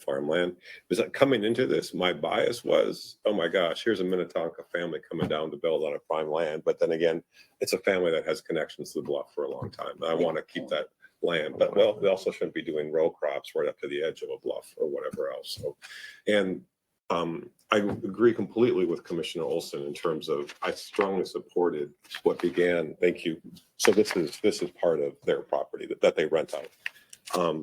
The creation of the Mississippi River Bluff Overland District, but it looks like they met our requirements, which is the 100-foot setback. So they met the requirements. If we don't like those, we may need to change the rules. But I'm torn on this issue. Commissioner Olson now would like to. Just one more thing is, some of the best architects and engineers live in California, and you see what happens there when we have rain and they slide in the ocean. So, you can engineer anything, but Mother Nature will change whatever you do. And then you start putting septic systems, you put roofs, make permeable ground impermeable. You change everything, and you can build all the holding ponds you want, but you could eventually slide in the ocean or the river or Robert Dunn's house. So I was on the board in 2021 when this very same request came to us, and I did not support it then. Nothing about the request has changed. It is still the same height. It is still in the same position. And since that time, our Planning and Environmental Services Department has hired an outside independent firm to do a view shed analysis, which shows when traveling from Winona towards the Black Horse, that the house will be seen in leaf-off conditions they put some markers here, but Pins, yeah. yeah, but there are sort of blobs of color on this other map. I do not see that as equivalent to what the petitioner is calling their own view shed analysis. In my mind, this is a little bit more like we had some issues when I lived in Rolling Stone with the property line. And my husband and I could certainly look at the plat book and find the markers and get out our tape. But in the end, we had to hire a professional surveyor to make a judgment about the property line. And so I don't see that the data that the petitioner submitted is equivalent to the actual view shed that the county paid for. That's the primary reason that I don't support this request. Mine was free. Yeah, yours, that is true. Yours was free. So I simply can't support this for that particular reason. I don't think that it does meet the conditions that are specified. And then I think that would be condition 5 as is shown to us in our packet. And then the items 4 and 6, where our comprehensive plan talks about preserving the view shed of the bluffs. And so I feel like it does not meet those requirements either. And whether Commissioner Ward voted for it or not, it is in fact a part of our ordinance. And so I do support the upholding of the view shed analysis and enforcing the Mississippi River Bluffs district overlay. The petitioners back in 2021 were granted a variance so that they could put the building on prime soils, which freed them to put that structure all kinds of places on the property, but they've chosen to come back to us within exactly the same spot. So I feel like there's more evidence and information now than there was 2 years ago. And so I still can't support this conditional use permit. Commissioner Ward. Well, that's a matter of opinion, because the other view shed analysis, and our staff just said it, it's not an exact science, and it was revealed and everything. There's places in the city of Winona, that probably shouldn't be built on too, but we have no control over that. Again, your planning commission voted, I believe it was 9-0 to approve this. These are the rural residents that live in that area that go with the rules and everything. And I think when the zoning ordinance, I would have to double check, but I'm quite sure it was a 3-2 vote to adopt all those rules and regulations when there's some of the same rules and regulations are not withheld within the city of Winona. I can drive along the lake and I see houses on the side of the bluff low that are causing, erosion and everything, but we can't control that. No, and it doesn't make that right either. No, but again, we have a double standard here. That you want to control what we can do, which we feel is a good improvement to the that particular parcel. And one of the things, Commissioner Vagley, is this applicant wasn't totally aware of being the conservation reserve programs that may be available to them, and that they wouldn't have to rent out the land for crop farming to help pay the real estate taxes. They could put it in a conservation program and have the federal government pay them to pay their real estate taxes. It's just another different pot of money when you talk federal land use plans. So again, CREP program. yeah, crap, there's there's many different programs and everything. So again, I do support the building. So, call a question. Commissioner Vagley. Question. So this is. Would you allow Commissioner Vagley to continue, or do you want to call the question? That requires a supermajority vote, I think. Go ahead, Commissioner It isn't Vagley. debatable. This is a question for Eric and for Lou. I apologize to call you back up again.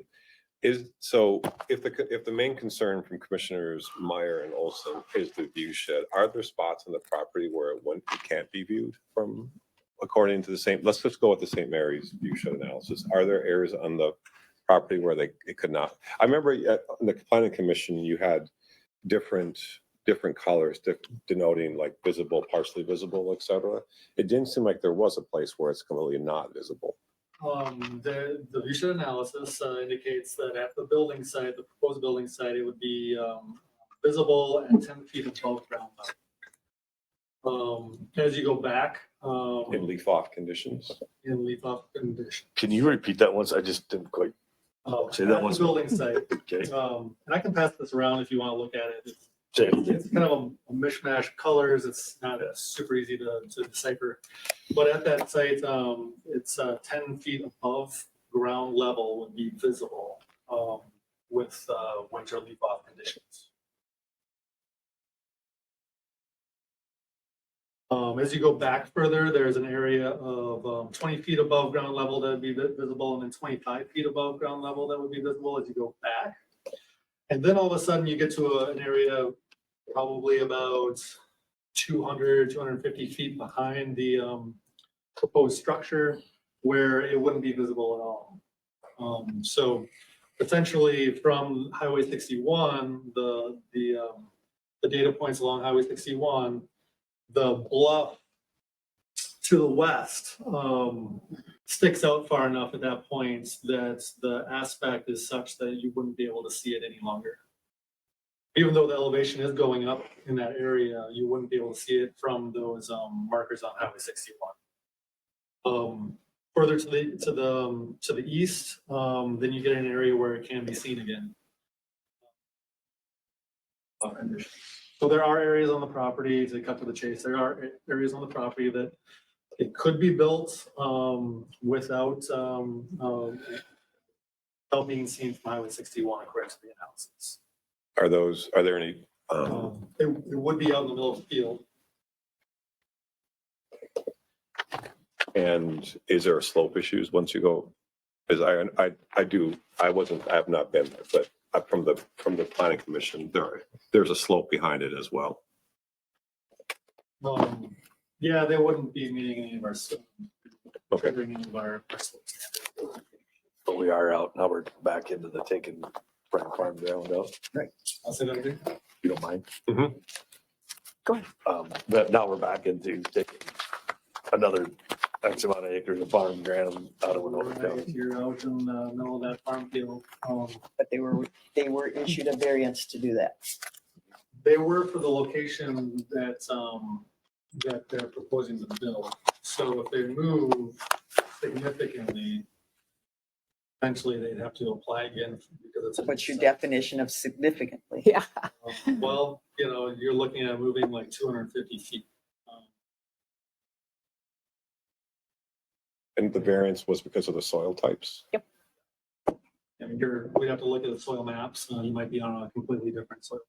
Then you're probably out, I think because I'm sorry, was it type 3 that triggered the variance? No. The variance was for prime soil. So it was on class 1, 2, 3 soils. I can't tell you which. And it's like if it's more than 40%, like more than 40% prime soil, something like that.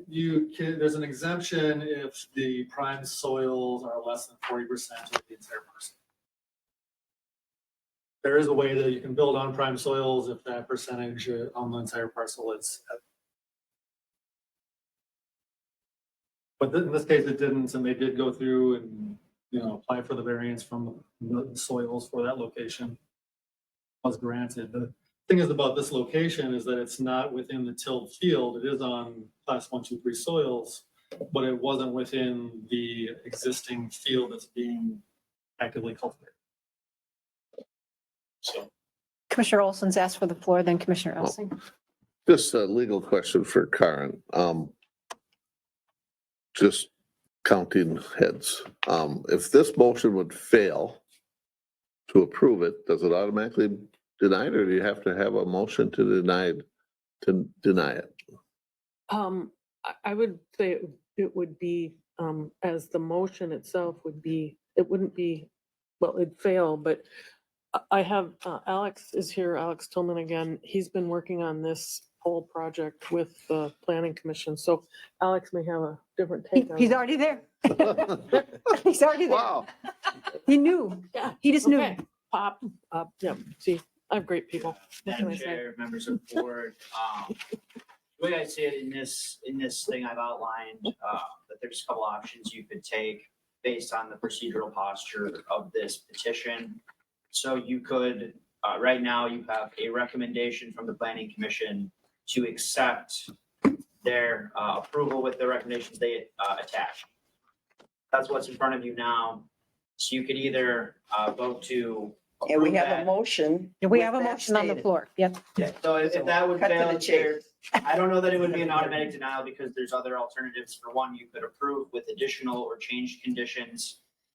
In the alternative, you could continue to table it and you could opt to hold another public hearing on the petition that would be allowed by statute. And then lastly, you could deny. So if you did deny the petition, or you would be denying the planning commission's recommendation. However, then you would have the obligation to make alternative findings in support of the denial, because this is a quasi judicial decision that you guys are currently rendering. So those are kind of the four options that I think are for the board right now. With this current vote, I guess, you could restructure your motion, I guess, to do one of those, but.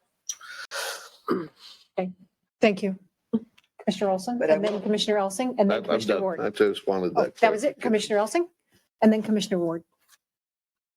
That he partially answered one of my questions, so which was the whole, how does this system work? Tagging on, so I'll yield.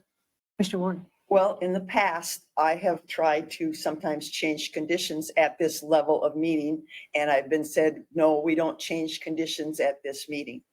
Because, and that's come from some of these members of this board. So I don't see that we should be changing conditions at this point in time, unless it's, and the applicant is here and they could agree to that. But that has not been our past practice. I believe this comes from my first 8 years that we did approve, and maybe something changed afterwards, but we used to approve conditions because this was the final body that had the final say. So conditions were sometimes tweaked and added. Can we ask a question of the petitioner? We have Is a that- different county attorney at the table. Okay. I believe that we can ask specific questions from people. in the audience. Is it okay if the person who's representing Mr. Nonheim comes up? And the question I'd like to ask you was, were you asked to consider moving it farther back? And if so, why would you, is there a reason that you would or want to move it back to that 200 and whatever mark, area? It was just for land use. So we would take, like I was mentioning before, 100 yards or more of prime farmland that's right now corn. The field is of a size that fits perfectly, septic system, garage, house. Road we had talked about before, that'll change now because that was gonna go lower, which would have been more susceptible to snow covering it up. So the road are probably gonna go high ground now.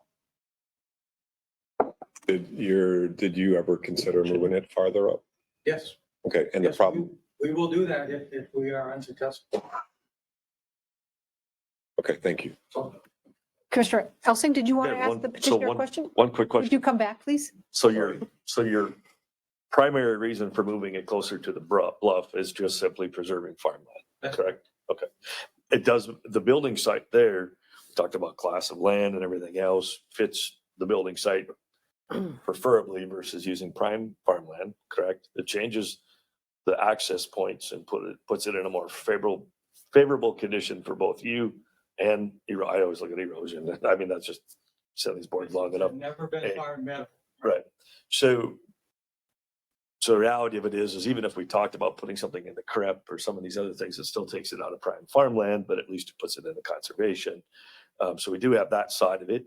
Is that something you'd be willing to look at too? Certainly, thanks Marcia for that tip. So we're looking into that. Just a couple quick Yeah. questions. I just wanted to Question. clear Mr. Olson? I have a question for staff, just, thank you. Eric or Lou. So the petitioner had just mentioned that they moved the driveway from a low to a high. Was that on the proposal that was in, or is that just something that changed since then? I think the diagrams that you see in the packet are approximate. So it hasn't So been nailed down. nothing's exact. So this is just a, Hypothetical. okay. So we're asked to vote on a hypothetical maybe. Well, I'm sorry, it was addressed in condition and the driveway specifically was discussed at the planning commission. I've got to go back to that page. I think number 5 does say that, and it was talked about to make it a better location and design. For snow. No, it's 5F. Yeah, so the planning commission was concerned about the driveway on the initial, and again, those are all preliminary drawings and everything, nothing is finalized. That will come to the department. Might I ask, is that part of the oversight of the SWCD and the engineer that they talked about to make sure those plans are It's in 5, which does reference the Soil and Conservation District and the to planning. oversee that. Yes, approved prior to issuance. Landscape plan shall include a new building site as well as consideration of the proposed new driveway. So it's something that's a work in progress. Commissioner Wrigley. For the staff again as well. During the planning commission, this point was discussed that there are other houses up there, but those are houses that were built before 2011. Is that the correct? There have been no houses built since then that encroach on that 100-foot setback? Wondering about liability exposure. See, that section of Homer Township, mainly looking at section 31, Government Point Road. The infamous Government Point Road, it comes to a terminus as you're going easterly manner. There is, I believe, at least 3 or 4 structures. I want to say 4. Yeah, most of those, there was one that I believe was built in the 90s. Have to go through a public review process to allow that. That is a very much prominent right on the brow of the bluff. But the other structures on each side of it, 80s. And nothing's been built within 100 feet since 2011, right? That would not have come before the county board. Nothing in that vicinity. So we're, in a way, we're setting a precedent here. Is that fair to say?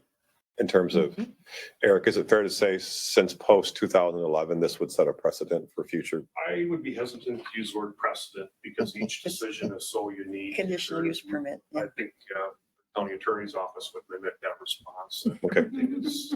Not a legal precedent, but right. But it's all conditional use permitted, so it's all discretionary and reviewed.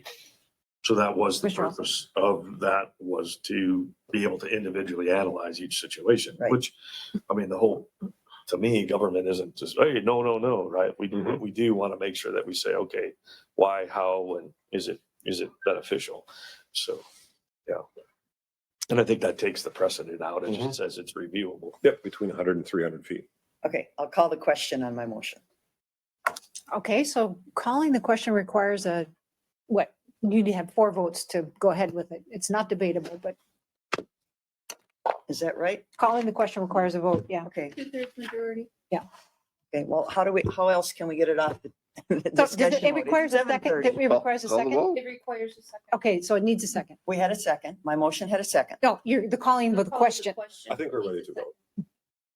Okay, is that a second, or do you want to just go? Let's just go ahead and vote. We're done with discussion? Okay, so Commissioner Ward has moved and Commissioner Elsing has seconded approval of of item 10.3, which used to be 9.1, which is to approve the conditional use permit for Roseanne and Keith Nonheim. And the motion is to approve it with the findings and the conditions as recommended by the Planning Commission. Yes. Is there any further discussion? Hearing none. All those in favor, please signify by saying aye. Aye. Those who are opposed, please say nay. Nay. Motion fails. So a follow-up question is, so the applicant can come back with a new proposal that would move it farther back? No, they don't. If they build it wherever out of that 300, then they don't Right. need our But permission to do anything. Between 100 and 300, if they Yeah. want to go there, they could bring forward a new proposal.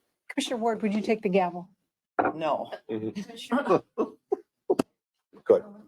Since this has failed, unless the board is going to entertain approving it with different conditions, the next step would be to render findings supporting a denial.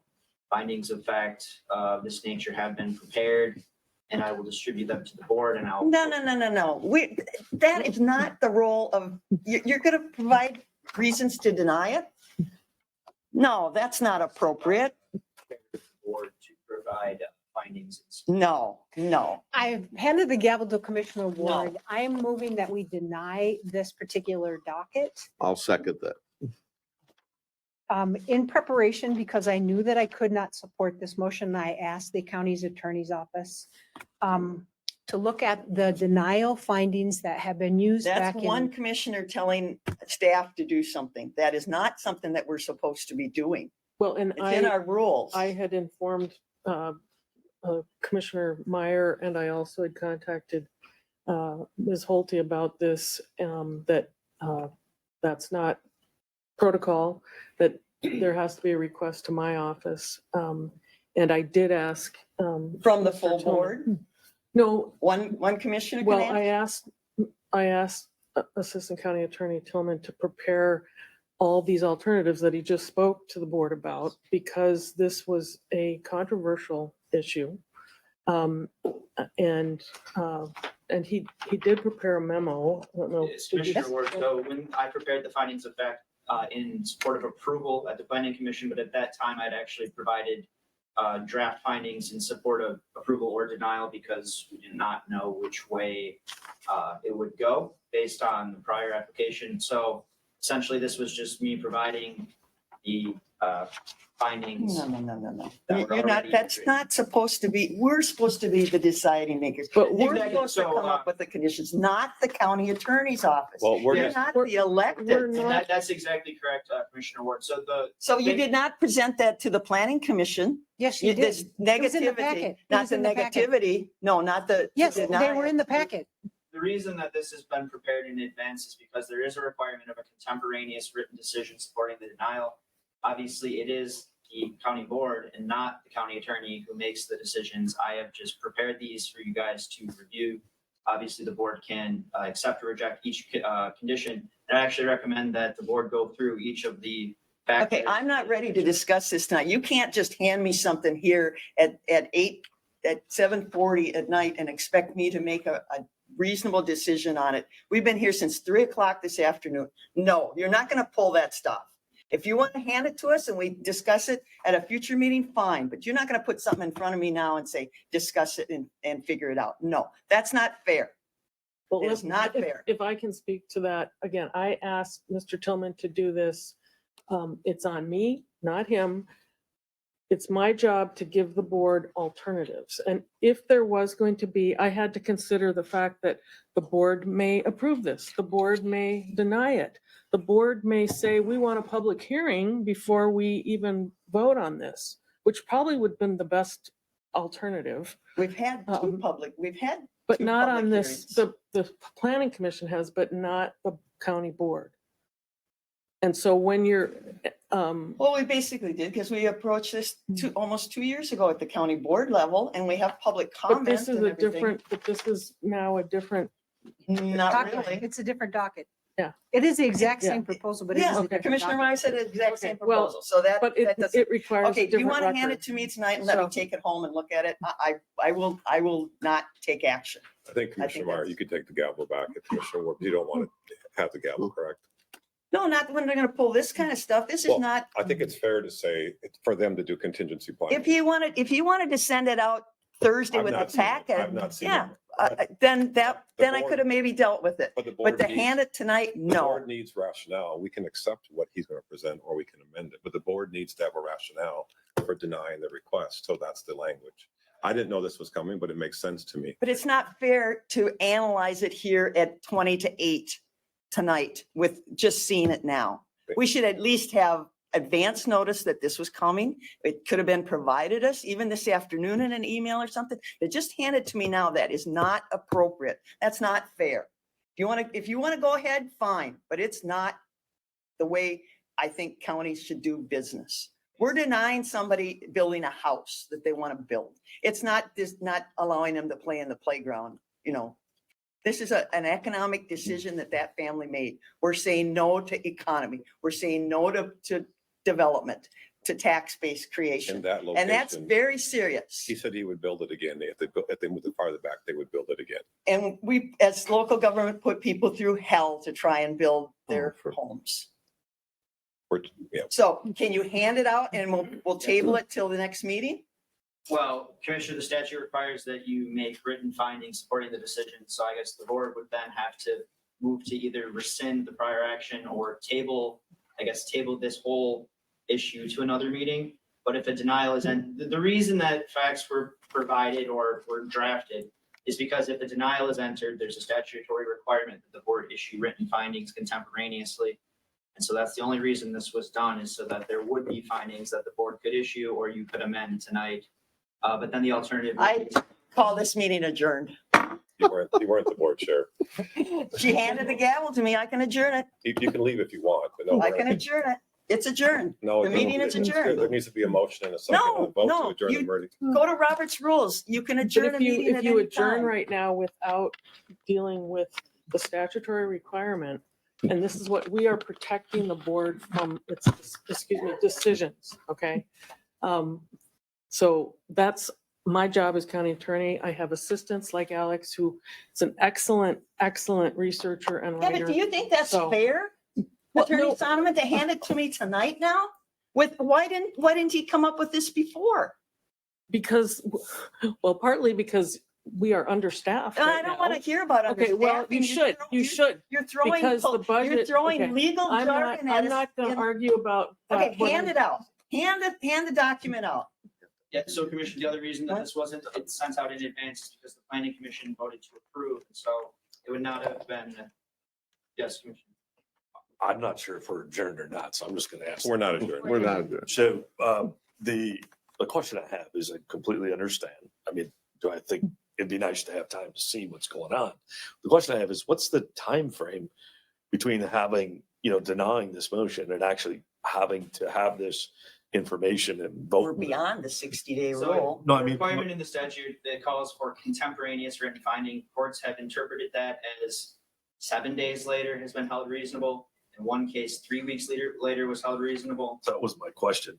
If we meet every 2 weeks, is it reasonable for a 2 weeks facts of finding? I mean, there has to be, imagine if this happened and we didn't have anything ready. I mean, there has to be a reasonable amount of time to look at stuff. So is 2 weeks So I guess unreasonable? the procedure, if this hadn't been prepared in advance, is that we would have to go through tonight the factors, and you guys would have to essentially articulate the factual basis for the denial kind of on the record at tonight's meeting, and then written findings of fact would have been generated based off of your discussion, and then it would have been, I guess, submitted for approval Following, but this was just in the alternative, was prepared ahead of time, given that there is the requirement that written findings must be made. In my mind, I think we're at the point right now where we would be generating alternative findings of facts based on our discussion.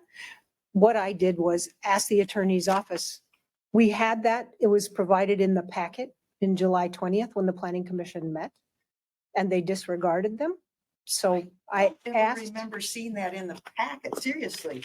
I mean, I did online, on the online packet. I don't have my book in front of me. Well, hand them out. Let's go. It's 7:45. Hey, Commissioner Ward, I mean, You want to take action? Let's take action then. because What we are we have to give waiting her- for? We have to give her a reason. for No, the well, read it, just say you accept his paper I here. haven't seen it yet.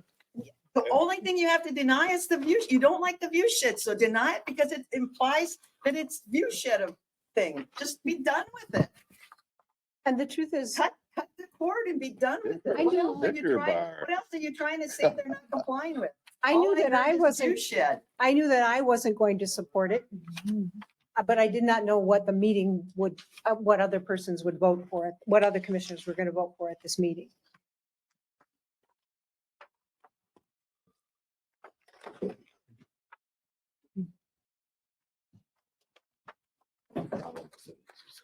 So again, I would advise the board, it's your findings to make. These are just suggestions prepared by staff, similar to how they're prepared for the planning commission. I would encourage the board to go over each factor, and if you feel the need, you can discuss if the board believes that this is sufficient. Otherwise, draft findings could be edited. And obviously, if there's a motion of the board to take a different course, other options could be explored. So I'd like, go ahead, I'm sorry. So I'm gonna go back to my original scenario. Is 2 weeks acceptable for, in essence, this, whether we prepared this before or after the motion, we'll just let all that go. And let's just say we prepared this before or after, but we wanted time to review it, think about it, come up with something else by the next meeting. Is that deemed accessible as a 2 week window? If we have a 7 and a 3 week example, 2 weeks would be right in the middle. It would fall within cases that the Court of Appeals has held to be reasonable with the contemporaneous findings requirement. I ask one more question. So based on that knowledge, who is going to come after us and say it wasn't reasonable? Is the state?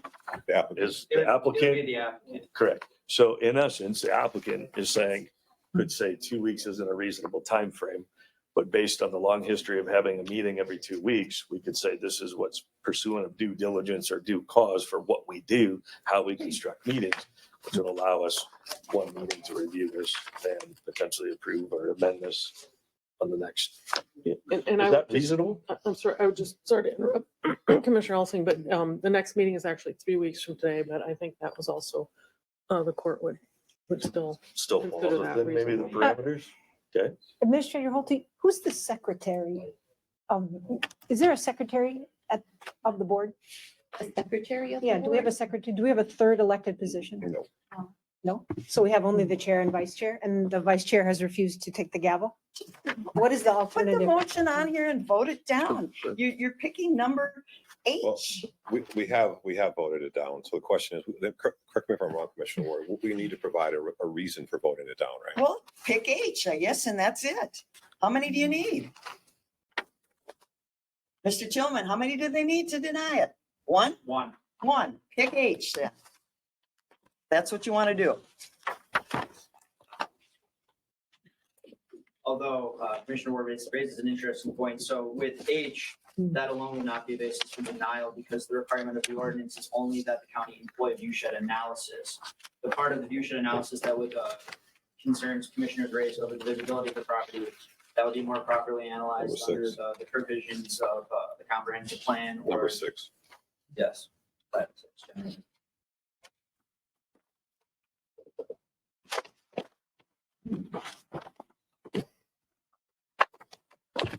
I'm looking at number 6 on page 4, what you passed out. Or 4 and 5. I'm sorry, first 4 and 5. I think she took her phone with her. So in the original petition back in 2021, the 4 conditions where the docket was primarily what it was denied upon were 4, 5, and 6. 5 is the one, the changes that it is now saying it is not consistent with the purpose of the zoning ordinance and the purposes of the zoning district in which the applicant intends to locate the proposed use. And it talks about the Mississippi River Bluffs overlay. And so items A, B, C, D, E, and G, and F all are in compliance, but Commissioner Ward was right. H is the one that discusses the view shed analysis. And the language that is here, in my opinion, it meets what my concerns are. It talks about the view shed analysis that was provided by St. Mary's. It does mention that the petitioner submitted their own view shed analysis. In my mind, they are not equivalent, and I talked about why. And so the key difference to me is that in comparing the two, this is at the bottom of page 3, in comparing the two view shed analysis, the county finds the geospatial services analysis to be more credible and reliable because it was conducted with real world measurements and experimentation rather than largely relying on theoretical calculations. It employed a comprehensive methodology using industry-based standard tools and data sources to ensure the accuracy and reliability of the findings. The analysis shows that the structure would be visible for at least part of the year. Overall, there would be a significant negative impact to the bluff view shed as the evidence in the record shows that the structure would be visible from Highway 61 below for at least 6 months of the year. And in my mind, that is accurate. The two view sheds are not, in my mind, they are not equivalent. And the other portion of that, that I think that as I was talking about, the petitioner is not an independent third party. They want the view shed to succeed. In my mind, that makes it less credible. The other thing is that they took some kind of unique proposals. They put a 30-foot pole up on top of the bluff during leaf-on period, and they put a reflective vest on top of it. And they looked from a narrow cone down below. And in my mind, that is not equivalent to actually what the St. Mary's analysis shows and the mapping that they went through, the LiDAR data that they used. So in my mind, that's one of the bigger items. It then follows that conditions 4 and 6, which relate to the comprehensive plan and the protection of the bluff. So that in my mind, item 6, this is not in conformance with that portion of the comprehensive plan that says we will protect the bluffs. And item 4, in which it is not reasonably related to the overall needs of the county and existing land use, because it is in the Mississippi River Bluffs Valley overlay, and it conflicts with the goal of protecting the view shed. Those things are things that I talked about, and so from my mind, this is language that's consistent with my thoughts. Commissioner Ward? Mr. Tillman, were you in contact with the second party that did the view shed analysis? No, Commissioner, I rely. Were they a professional hired company that did the second view shed analysis, not the St. Mary's? Commissioner, I believe the second view shed was done by the petitioners. Let me ask the petitioner. I thought they had hired maybe I'm wrong. It was Google Earth, Okay, you did your, using Google Earth. okay, all right, thank you.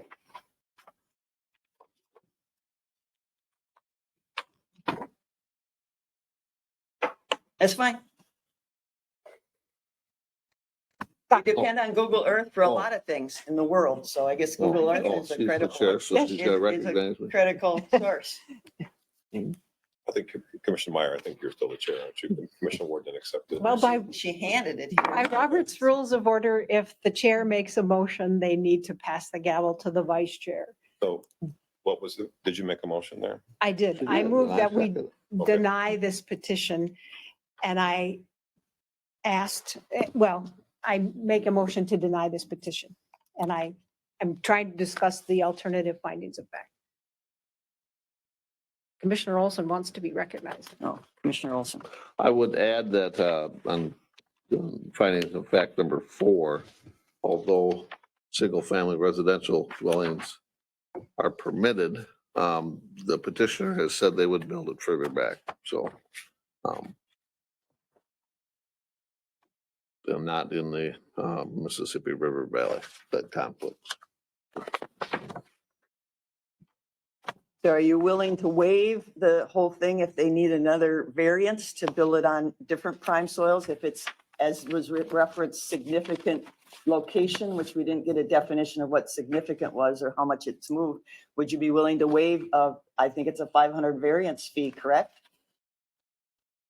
I'm looking at Lou. I can't see Eric. Or did he leave? $550 for a variance. Okay. All right. Are you willing, Commissioner Olson, are you willing to waive that? I don't believe we can waive it, but We have in the past. Okay, Commissioner Vagley? I believe that we can do both. We can allow the petitioner to build a house. He said that they would farther back. We can also protect and set not an important legal precedent, but an important historical precedent in terms of what we're going to do in terms of the bluffs. Now, we need to be careful because we set the rules at 100 and 100 to 300, so we need to be careful about that. But it sounds like he's willing to move the house back, so he can still build. It does require a new proposal to be brought forward. So to me, I'll vote in favor of Commissioner Meyer's motion based on those. But to me, it boils down to the comprehensive. Okay, to move this along, do we have a second to Commissioner Myers? Commissioner Olson? I- Okay, we have a motion and a second to deny using what findings of fact 4, 5 and 6. 4, 5, and 6. Any further discussion? Okay, those, and I've been told in the past, you can't make a motion to deny. I'm not sure. You can't make a negative motion. You can reject the. Okay, well, we'll request. discuss that further. We've had issues where we've tried to deny something and I've been told you can't make a negative motion. Anyway, let's vote. All those in favor of denying the Nauheim current cup application, say aye. Aye. Pose nay? Nay. All right, passes. Here's the gavel. Thank you, Mr. Dillon. That's it. Madam Chair, with that, the county board has issued the denial and adopt the finding 4, 5, and 6. As articulated. as presented. Thank you. Thank you.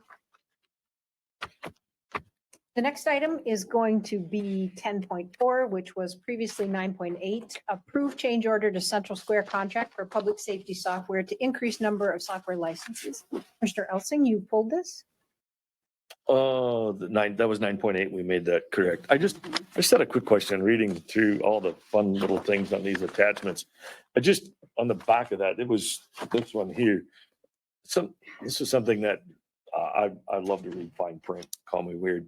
But it just said annual subscription fees are invoiced upon execution. So be invoiced on an annual basis thereafter, subject to a 5% year-over-year increase. Does anybody ever negotiate that? We don't negotiate it, county. We just. And say, why does it automatically have to go up? And I'm not, maybe there's a good reason for it. Maybe it's just the way it is, but you start looking at a 5% year over year, that really adds up in a hurry, And so how often are they reviewed? How long is the contract for? These are just things moving forward in the future. When we approve these things, we should really be looking. I'm assuming it's done already, so we can't undo it. Well, and I would just, if I may, Madam Please, Chair. yeah, please. proceed. Our office has been working with the sheriff's department on this contract. Mhm. So we did with the previous, what it's replacing, which is LETG. That was a huge undertaking. Once again, Assistant County Attorney, Mr. Tillman has been the lead on that for my office.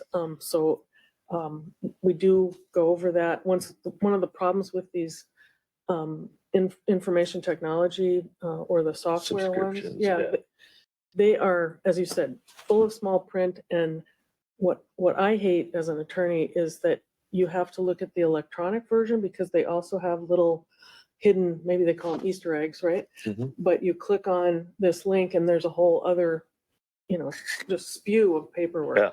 So it has been, reviewed, but a lot of times the company, that they'll make some changes. And I would say that, and I think it was Jennifer, Sheriff Gannard, you're here. It was Lavala? Thank you, Lavala, who was part of that group with Alex. And I don't know who else was in that, Alex, the group that you meet with.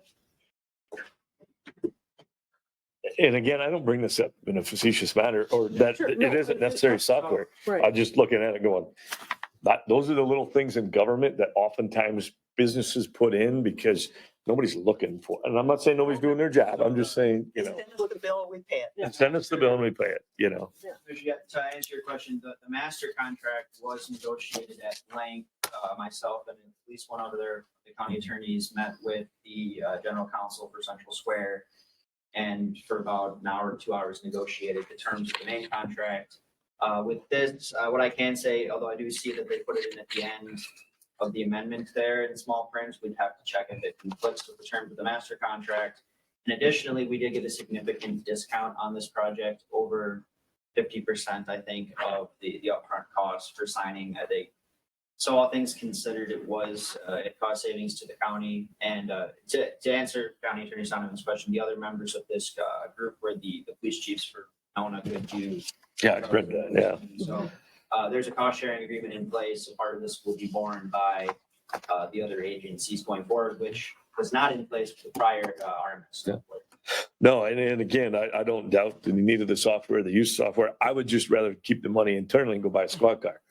You know, why give it to this, right? I mean, buy some cool guns or something, right? Way better than giving it to these guys. So that's all I'm looking Like, out for. you have to talk to Jennifer Lovall, but Yeah. I'm told that this is a significant upgrade to the current computer-aided dispatch and records management system that will be. Oh, yeah. Like, again, I don't doubt any of that. It's just the fine print. You start looking at that and you start compounding that and all these things that the county government, you know, and just making sure we're watching for stuff like that. The second question I had was on the funding side, and maybe I'm just reading this wrong, but the change order that 27,716, approximately 31% of the total cost will be borne by the cities. But when I go through and I do the math in here, when I look at Winona County Sheriff's Office, it's $9,594, which is 31%.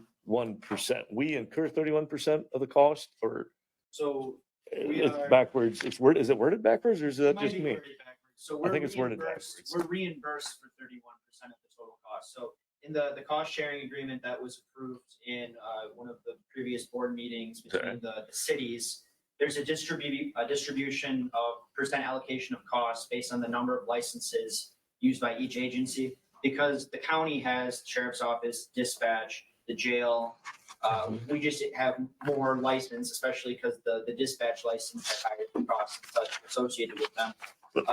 And so there would be the other agencies, the Winona Police Department, the Goodview Police Department, St. Charles, Yeah. and Lewiston. Mhm. Their share altogether, I believe, adds up to 31% of the total annual cost, whatever that number is. Oh, I thought it was backwards. Their share. Yeah, so I- 60-some percent. Don't tell me it's written backwards. That doesn't add to your credibility. Because if we add up, like Winona PD's is 12,000, all these other ones add up to 69% of the total cost, and our county cost to be 31%. Is that correct? So it is worded backwards in here then, correct? Okay, So just making the sure. other thing that's also interesting to consider in this is that it's broken down by agency, but that cost allocation only will apply to the total number that's billed to the county at the end. So I mean, if you look at the main master contract, I think the grand total was 389,223. You'd add this license cost to that number, and then you'd apply the allocation to the total number billed to the county, which is what we would get recouped from the cities.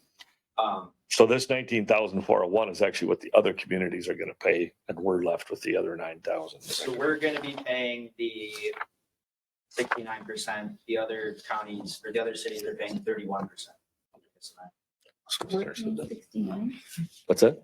That's we're paying. The county still pays the majority because we do have more licenses with the jail, dispatch, and sheriff's office.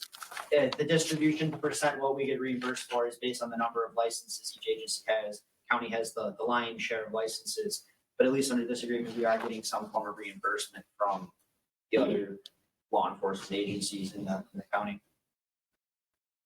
I think Commissioner Elsing raises a great point. Just, I think what you're partially asking is in the future, ask if that 5% is negotiable, right? So. Well, just at anything. Exactly. Correct. So in the Correct. future, could make a note and ask if that, is that 5% negotiable? So it's not just locked in an autopilot. That's a great point. And it just goes unforeseen and nobody catches Yep. it, and then we wonder where that money goes, yeah. Commissioner Ward. Well, another factor that should be analyzed every year is how many licenses do we really need? Does every computer need a license, and is every computer using it? Can we cut back on the number of licenses? Because that's what we're paying. I mean, I don't know who reviews that. Yeah, so based on how it's Audit. issued, you have a license per, and Sheriff can kind of confirm some of this stuff if I'm incorrect, but for the general access for anyone in the network system, anyone sitting at the LEC accessing over their network, that's just all on one license. But there's the mobile licenses, which are the ones that are in the squad cars, are what's our incurring. If we're using them, that's fine, but if we got something sitting there that we're not using, that needs to be Yeah. reviewed and. And that's exactly determined. why we have this change order process that was built into the contract and the repayment agreement with the cities, is that if there's a upward departure or downward departure in the number of licenses, you'll be seeing change orders like this come in front of the board to approve an increase or a reduction in the number of licenses. Quick question. Go ahead, please go ahead. So what is the total cost to the county for the year? What would it roughly be? Just ballpark. Well, let's see. Have to add the. Get me within 10 grand. I would just like to remind the board too that when we switched to the current system we have, which wasn't that long ago. Yeah. But we were basically being forced to switch.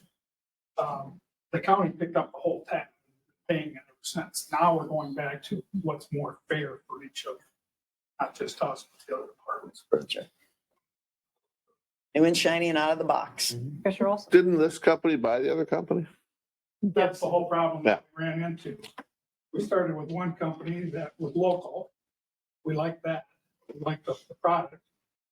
They had a lot of promises, and then they got bought out. Yeah. Okay. And then that company got bought out. And now Central Square has taken over LUTG, which is going to be defunct here. So based on just some very rough calculations, adding this change order to the total contract, you're roughly 416,000. And by my calculations, approximately 69% of that would be 287,000 Per year. For the first year. The first year is more expensive because there's a startup cost associated with it. But then thereafter, it's just the license fee. So if we wouldn't be looking at 287,000 annually, it would be, the first year has a higher cost because they have to put the hardware in, install the software. What's it drop to? What does it drop to? Oh, boy, I'm asking a question. I thought maybe you just had these. I'm sorry. No. So it says, let's see, Play attorney. the first year's subscription total is 186,000. Right. So we're looking at just shy of 10,000. So in 5 years, that's 50 grand on a 5% increase. In 5 years, it'll be outdated and we'll buy it again. For luck. I'm just. We've bought this stuff several That's a times squad in car. my I just look at it and say I'd rather keep it in-house. And the biggest thing I find is that any technology, if you're not fully trained in utilizing it, you're paying for a lot of stuff you never use. So hopefully the training that goes with this one, because I know the LETG or whatever it was called, I was told we never used it to its full capacity at all. That's So, again, most and that's- software, but yeah, Yeah, I agree. yeah. So is there an audit to that? No. Is there an audit as to how many people are actually using it and do we need all the licenses? No, Just should be. a suggestion. Yeah. Okay, thank you. So we need a motion then, I think. Commissioner Ellison, does it address your questions? Yeah, I just read numbers on this and I'll move to approve what was formerly 9.8, which is now, I lost track, 10.4. 10.4. and I'll second that. Okay, Commissioner Bagley's moved, Commissioner Elsie has seconded approval of the change order to Central Square contract for public safety software to increase the number of software licenses. Is there any further discussion? Hearing none. All those in favor, please signify by saying aye. Aye. Is anyone opposed? Motion carries. One more. Commissioner Ward, you had 2 future requests for board action. Yes. Probably something that you probably won't support, but if you remember, through the planning commission, Doug Stanton was trying to work with both the FEMA and the DNR to do some LOMAR. It's a letter of map request to change some floodplain on property he owns that where he would like to put a house. And Mr. Finstead's office, I think he's still here. We've gotten communication with Representative Finstead that the FEMA is more than willing to look at it. Each state does things different. In what's in Minnesota, for some reason, DNR gets somewhat involved, but Representative Finstead will work with FEMA, and they just want a letter from us seeking support to allow him to submit an application to FEMA and have them concur or deny the flood issue. So I'll. You're just asking it to be put on the agenda. I'll Right. second that request. Needs to go on the agenda. And, Thank you. and then we'll discuss it then and vote on it. And then the second request is a gentleman contacted me about the trespass issue in the state of Minnesota. State of Minnesota has the trespass. If you own property, you have to currently you have to post it and it has to be signed and it has to be yearly. This group, it is Richard Anderson, and he is, actually lives in Winona County, but he's been working with the conservation officers and to get the language changed to make it much more onus on the trespasser versus the landowner. So, and he is looking for our support and my ability to take it to AMC to get AMC support. So I need that on the agenda. I'll second that. Thank you. Commissioner Vagley, you wanted to make a couple was that, we Yeah, get it? that's it. Commissioner Vagley, a couple comments? Just want to formally welcome Commissioner Elsing to the county board. It was a long time having been here. Everyone wanted you here, or whoever that person was going to be sooner. So welcome, looking forward to working with you. And secondly, I just want to a word of condolence to Mr. yes. Lang for the loss of his daughter in that tragic accident. So I think that speak for everyone. We're thinking about you at this time. And there is a card? There's a card if anyone wishes to sign or donate for some flowers. It's in by Heidi. Okay, because I would, yeah, I for sure want to do that. Any death is tragic and horrible, but a 22-year-old in a car accident. I had two committee reports. The Safety Committee met, and we have a new representative from MCIT. She was down for a loss control walk around on the 8th and 9th of August. And they did this building, the HHW building, the courthouse, the law enforcement center, the dive rescues where the storage is, and the facilities garage. I just wanted to pass along that she said Aaron and his team, so we're talking about Aaron Lafee, our facilities manager, and his team run a tight and a very safe shop. And she had very few recommendations. And so she complimented us on it. Can I ask what her name was? I can't remember her name. Okay, I think I worked with her in Houston. And the second thing is that the jail design and construction committee met today, and there's been a lot of discussion about the generator. And our project managers, Steve Buswell, indicated that he's been having conversations with the Department of Corrections, and they are intending to offer us a temporary certificate of occupancy, even though, the new generator, which supplies the power if the electricity goes out, is not here. They have connected the old generator. It is not up to code because it's missing some specific kind of panel. But it can handle the startup, and it ran and supplied the power for the jail for 2 hours. And so the Department of Corrections is going to let us move ahead anyway. So that should not be a holdup in terms of being able to open the jail on time. Motion to adjourn. I'll second that. Commissioner Olson's moved, Commissioner Vagley second, a motion to adjourn. Any discussion? Hearing none, all those in favor, please signify by saying aye. Aye. Anyone opposed? We are adjourned. Yeah.